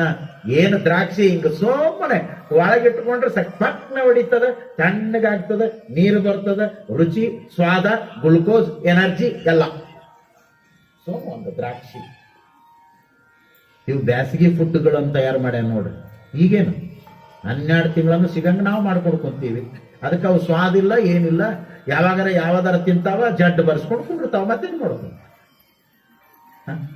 ಬ್ಯಾಸ್ಗಿಗಾಗಿ ಶಿವರಾತ್ರಿ ಬಂಧುಗಳೇ ನೋಡ್ರಿ, ನಮ್ಮ ಹಿರಿಯರು ಶಿವ ಶಿವ ಶಿವ ಶಿವ ಶಿವರಾತ್ರಿ ಶಿವಯೋಗ ಒಪ್ಪತ್ತಿರೋದು, ಹೊತ್ತು ಮುಣಿಗಿದ್ರೆ ಅಕ್ಷಿ ಹಣ್ಣ ಇವನ್ನ ತಿನ್ನೋದು, ಮತ್ತೇನು ತಿನ್ನಬಾರ್ದು ಮಾಡಲ್ಲ. ಅವನ ಉಪಕಾರ ಎಷ್ಟು ದೊಡ್ಡದದ ಬಂಧುಗಳೇ. ಅವ ಏನು ಕೊಡಬೇಕು ಎಲ್ಲ ಕೊಟ್ಟಾನ್ರಿ. ಏನು ಮೋಸಂಬಿ, ಏನು ಸಂತರಿ ಹಣ್ಣುಗಳು, ಅದ್ರೊಳಗ ಇಟೀಟ ಅಕ್ಕಿ ಕಾಳಿನಂಗ ಒಂದೊಂದು ಫಲಕಗಳನ್ನ ಮಾಡಿ ಆ ಅಕ್ಕಿ ಕಾಳಿನಷ್ಟು ಇರುವ ಫಲಕಿನೊಳಗ ಅಮೃತದಂತ ರಸ ತುಂಬಿ ಪ್ಯಾಕೇಜ್ ಮಾಡ್ತಾನಲ್ಲ ಈ ಸೃಷ್ಟಿಯೊಳಗ. ಅವ ಸೃಷ್ಟಿಕರ್ತ ಪರಮಾತ್ಮ. ನೀವು ಒಂದು ಮಾಡಿ ತೋರಿಸ್ರಿ ನೋಡ. ಇಟ್ಟಿಟ ಇರ್ತದ ಅದು ಒಳಗೆ, ಎಳಿ ಮೋಸಂಬಿ ಒಳಗ, ಸಂತ್ರಿ ಒಳಗ, ಅದ್ರೊಳಗೆ ಎಷ್ಟು ಚಂದ ರಸ ಇರ್ತದ. ಒಂದು ತಗದ್ ಹಿಂಗ್ ಬಾಯಿಗೆ ಇಟ್ಕೊಂಡು ಪಟ್ ಅಂದ್ರೆ ಅಮೃತ. ಎಷ್ಟು ಚಂದ ಪ್ಯಾಕ್ ಮಾಡಿರ್ತಾನೆ, ಎಷ್ಟು ಚಂದ ತುಂಬಿರ್ತಾನೆ. ಅದು ಕೆಡಬಾರ್ದು ತಿಂಗಳಗಟ್ಲೆ ಅಂತ ತಿಳ್ಕೊಂಡು ಮತ್ತ ಅದ್ರ ಮ್ಯಾಗ ಒಂದು ಬೆಳ್ಳನ ಪರದಿ ಮಾಡಿ ಅದ್ರ ಮ್ಯಾಗ ಮತ್ತೆ ಮ್ಯಾಲ ಸಿಪ್ಪಿ ಮಾಡ್ಯ. ಏನ್ರಿ ಅವನ ಸೃಷ್ಟಿ. ನಮ್ಮ ತಾಯಂದ್ರ ಮನ್ಯಾಗ ಅವಸರದಾಗ ಕರಿಗೇಡು ಬಂತ್ ಮಾಡ್ತಿರ್ತಾರ. ಅವು ಎಣ್ಣೆಗೆ ಬಿಟ್ಟಾಗ ಪಟ್ನ ಹೊಡೆದು ಹೊಳ್ಕೊಂಡು ಹೋಗಿರ್ತಾವ. ಹೋಗಲ್ಲ? ವಿಚಾರ ಮಾಡಿ. ಒಂದು ಸೇರಿಗೆ 80 ಕರಿಗೇಡು ಮಾಡ್ಬೇಕ್ರಿ. ನನಗೆ ಹೆಂಗ್ ಗೊತ್ತಂತ ಕೇಳ್ತೀರಿ? ಗುರುಗಳ ಹತ್ರ ಸೇವಾ ಮಾಡುವಾಗ ಎಲ್ಲದನ್ನ ಮಾಡೋದು ಕಲ್ತೀನಿ ನಾನು. ಬಹಳ ಪ್ರಾಕ್ಟಿಕಲ್ ಸ್ವಾಮಿ ನಾನು, ಹಂಗ ಅಲ್ಲ. ಎಲ್ಲ ಅಡಿಗೆ ಮಾಡಾಕ ಬರ್ತದ. ರೊಟ್ಟಿಯಿಂದ ಹಿಡ್ಕೊಂಡು ಹೋಳಿಗೆ ತನ ಎಲ್ಲಾ ಮಾಡ್ತೀನಿ. ರೊಟ್ಟಿ ಹೋಳಿಗೆ ಯಾರಿಗೆ ಮಾಡಾಕ್ ಬರ್ತದ, ನಡಬರ್ಕಿದ್ದು ಎಲ್ಲಾ ಮಾಡಾಕ್ ಬರ್ತದ. ಇದನ್ನ ತಿಳ್ಕೊಂಡ್ಬಿಡ್ರಿ. ನಾವು ಗುರುಗಳು ಸೇವಾ ಮಾಡುವಾಗ 8 ವರ್ಷ ಅದನ್ನ ಮಾಡಿ. ಮತ್ತ ಅವ್ರೇನು ವಿರಕ್ತ ಸ್ವಾಮಿಗಳು, ಅವ್ರಿಗೆ ಯಾರು? ನಾವ ಮಕ್ಕಳು, ನಾವ ಹೆಂಡ್ರಿ ಇದ್ದಂಗ ಎಲ್ಲಾ ಮಾಡೋದು ನೀಡೋದು. ಪ್ರತಿಯೊಂದನ್ನು ಗುರುಗಳಿಗೆ ಸೇವಾ ಮಾಡ್ತಿದ್ವಿ ನಾವು. ಪ್ರತಿಯೊಂದನ್ನು ಕಲಿಸಿದ್ರೆ ನಮ್ಮ ಗುರುಗಳು. ಕಸಬರಿಗೆ ಹೆಂಗ್ ಹಿಡ್ಕೋಬೇಕು, ಕಸ ಹೆಂಗ್ ಬಳಿಬೇಕು, ಇದು ಶಾಸ್ತ್ರ. ಅದು ಭಾರಿ ದೊಡ್ಡದ್ ಬಿಡ್ರಿ ಅಂದ್ರೆ. ಕಸ ಹಿಡ್ಕೊಳ್ಳೋದು ಆ ಕಸಬರಿಗೆ ಕೈಯಾಗಿ ಹಿಡ್ಕೊಂಡು ಬಳಿಯೋದೇನದಲ್ಲ, ಅದು ಒಂದು ಶಾಸ್ತ್ರ ಧರ್ಮ ಅದ. ಕಸವನ್ನ ಹೆಂಗ ಬೆಳಿಬೇಕು ಅಂತ ಕೇಳಿದ್ರೆ ಬಹಳ ಮಂದಿ ಅದ್ರಾಗೇನ್ ಭಾರಿ. ಕಸವನ್ನ ಹೆಂಗ ಬೆಳಿಬೇಕು ಅಂದ್ರೆ ಸ್ವಚ್ಛ ಬೆಳಿಬೇಕು, ಜಳ ಬೆಳಿಬೇಕು. ಬಹಳ ಅದ್ಭುತ ಗುರು ಸಾನ್ನಿಧ್ಯ ಅನ್ನೋದು ಹಂಗಿರ್ತದೆ ನೋಡ್ರಿ. ಗುರುಗಳು ಏನೆಲ್ಲ ಜೀವನದ ದರ್ಶನವನ್ನ ಮಾಡಿಸಿಬಿಡ್ತಾರ, ಅದನ್ನ ನಿಜವಾಗಿ ಯಾವನು ನಂಬಿಕೊಂಡು ಹೋಗ್ತಾನ ಅವನ ಜೀವನವೇ ಹಸನಾಗಿ ಹೋಗ್ತದೆ. ಅವನ ಜೀವನವೇ ಹಸನಾಗಿ ಹೋಗ್ತದೆ. ಇದನ್ನು ನಂಬೋದೇ ಬಹಳ ಅಪರೂಪ. ಅದು ಏನೆಲ್ಲ ಮಾಡ್ಯಾನವ, ಏನೆಲ್ಲ ಕೊಟ್ಟಾನ, ಏನೆಲ್ಲ. ವಿಶೇಷವಾಗಿ ಚಳಿಗಾಲದೊಳಗೆ ಪ್ರಸಾದ ಹೆಚ್ಚಿಗೆ ಹೋಗ್ತದ ಮನುಷ್ಯನಿಗೆ. ಚಳಿಗಾಲ ಆದ್ಮೇಲೆ ಮುಂದೆ ಬರೋದೆ ಫೆಬ್ರವರಿ ಬಂತು ಅಂದ್ರ, ಸಂಕ್ರಾಂತಿ ಜನವರಿ ದಾಟ್ತು ಅಂದ್ರ ಸಣ್ಣಗೆ ಬೇಸಿಗೆ ಶುರುವಾಗ್ತದ. ಅಲ್ಲಿ ತನ ಇದೊಂದು 4 ತಿಂಗಳ ಚಳಿಗಾಲದೊಳಗ ಒಳ್ಳೆ ಪ್ರಸಾದ ತೆಗೆದುಕೊಳ್ಳುವ ಶಕ್ತಿ ಕೊಡ್ತಾನ ದೇವರ ಈ ದೇಹಕ್ಕ. ಯಾಕೆ ಅಂದ್ರ ಈ 4 ತಿಂಗಳು ತೆಗೆದುಕೊಂಡ ಪ್ರಸಾದದ ಶಕ್ತಿ ಮುಂದೆ 4 ತಿಂಗಳು ನಿನಗ ಆರೋಗ್ಯವನ್ನ ಮಾಡಿಡುತ್ತದೆ. ಎಂತ ವ್ಯವಸ್ಥೆ ಮಾಡಿಟ್ಟ. ಮಳೆಗಾಲದೊಳಗ ಏನೆಲ್ಲವನ್ನು ಕೊಟ್ಟಾನ, ತರಕಾರಿ ಸೊಪ್ಪುಗಳನ್ನ ಕೊಟ್ಟಾನ. ಏನೆಲ್ಲವನ್ನು ಕೂಡ ನಾವು ಊಟ ಮಾಡಿದ್ರ ಆರೋಗ್ಯವಾಗಿರಕ್ಕೆ ಬರ್ತದ. ಅದಕ್ಕಾಗಿ ಅವರು ಹೇಳಿದ್ರು ಹಿತಭುಕ್ ಮಿತಭುಕ್ ಋತುಭುಕ್. ಹಿತವಾಗಿ ಊಟ ಮಾಡು, ಮಿತವಾಗಿ ಊಟ ಮಾಡು, ಋತುವರಿತು ಊಟ ಮಾಡು. ಯಾವನು ಋತುವರಿತು ಊಟ ಮಾಡ್ತಾನ ಅವನು ಆರೋಗ್ಯವಾಗಿರ್ತಾನ. ಋತು ತಪ್ಪಿ ಏನು ಬೇಕು ಅದನ್ನು ಊಟ ಮಾಡ್ತೀವಲ್ಲ ಅಲ್ಲೇ ಆರೋಗ್ಯ ಕೆಡಿಸ್ಕೊಳ್ಳೋದು. ರಾತ್ರಿ ಯಾವಾಗಲೂ ಮೊಸರನ್ನ ಬಳಸಬಾರದು, ಹುಳಿ ಉಪ್ಪಿನಕಾಯಿಗಳನ್ನ ಬಳಸಬಾರದು. ರಾತ್ರಿ ಮಲಗುವಾಗ ಇವುಗಳನ್ನ ಊಟ ಮಾಡಿ ನೀವು ಮಲಗಿದ್ರ ಪಿತ್ತ ಪ್ರಕೃತಿ ಹೆಚ್ಚಾಗ್ತದ. ಪಿತ್ತ ಯಾವಾಗ ಹೆಚ್ಚಾಗ್ತದ ಹಸಿವು ಡೌನ್ ಹಾಕೋತ ಹೋಗ್ತದ ಎಂದು ರಾತ್ರಿ ಅಪ್ಪಿ ತಪ್ಪಿ ಮೊಸರು ಉಣಬಾರದು, ಹುಳಿ ಪದಾರ್ಥಗಳನ್ನ ಉಣಬಾರದು. ಆರೋಗ್ಯ ಶಾಸ್ತ್ರ ಇವು ಸರಿಯಾಗಿದ್ದು ಬಿಟ್ರೆ ಆರೋಗ್ಯ ಇಷ್ಟು ಚಲೋ ಇರ್ತದ. ನೀವು ಎಲ್ಲಿ ಹೋಗೋದು ಬೇಡ, ಎಲ್ಲಿ ಕೇಳೋದು ಬೇಡ. ಊಟದೊಳಗನೆ ಏನೆಲ್ಲವನ್ನು ನೀವು ಬಳಸಿ ಈ ಜೀವನವನ್ನ ಆನಂದವಾಗಿಟ್ಟುಕೊಳ್ಳಬಹುದು. ಹಾಲು ರಾತ್ರಿ ಬಳಸಬೇಕು, ಹಾಲು ಬೆಳಗ್ಗೆ ಬಳಸಬೇಕು. ಮಧ್ಯಾಹ್ನದೊಳಗ ಮಜ್ಜಿಗೆ ಮೊಸರುಗಳನ್ನು ಬಳಸಬೇಕು. ಬೆಳಿಗ್ಗೆ ರಾತ್ರಿ ಮೊಸರು ಮಜ್ಜಿಗೆ ವರ್ಜ್ಯ, ಹಾಲು ಮಾತ್ರ ಬಳಕೆ. ಹಾಲು ಬೆಳಗಿನ ಜಾವ ರಾತ್ರಿ ಊಟಕ್ಕಾಗಿ ಬಳಸಿದ್ರ ಅದು ಅಮೃತ ಆಗ್ತದ. ಅದನ್ನ ಮಧ್ಯಾಹ್ನದೊಳಗ ಏರು ಬಿಸಿಲಿನೊಳಗ ಬಳಸಿದ್ರ ಅದು ಆರೋಗ್ಯಕ್ಕೆ ವಿಷ. ಎಷ್ಟು ಸೂಕ್ಷ್ಮ ಅದ ನೋಡಿ.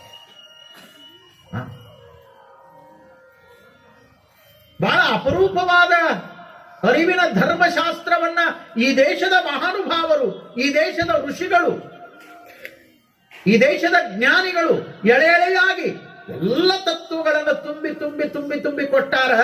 ಅದನ್ನ ತಿಳ್ಕೊಂಡೆ ನಡೆಯಬೇಕು. ಹಂಗ ಸಾಗಿದ್ರ ಈ ಜೀವನದೊಳಗ ಏನೆಲ್ಲ ಆನಂದವನ್ನ ನಾವು ಅನುಭವಿಸಾಕ ಬರ್ತದೆ. ಹಾಗಾಗಿ ಈ ತನುವಿಗೆ ಏನನ್ನು ಕೊಡಬೇಕು? ಅನ್ನವನ್ನು ಕೊಡಬೇಕು. ಆ ಅನ್ನ ಹೆಂಗಿರಬೇಕು ಅಂದ್ರ ಹಿತಭುಕ್ ಋತುಭುಕ್ ಮಿತಭುಕ್. ಈ ಮಾತಿನೊಳಗ ಇದು ನಡೆದದ. ಜೀವನ ದರ್ಶನದ ಕೂಡಲ ಸಂಗಮ, ತನು ಮನ ಆತ್ಮ ಇವುಗಳಿಗೆ ಏನೇನು ಕೊಡಬೇಕು ಅನ್ನುವಂತ ಸೂತ್ರದ ದರ್ಶನ ನಡೆದದ.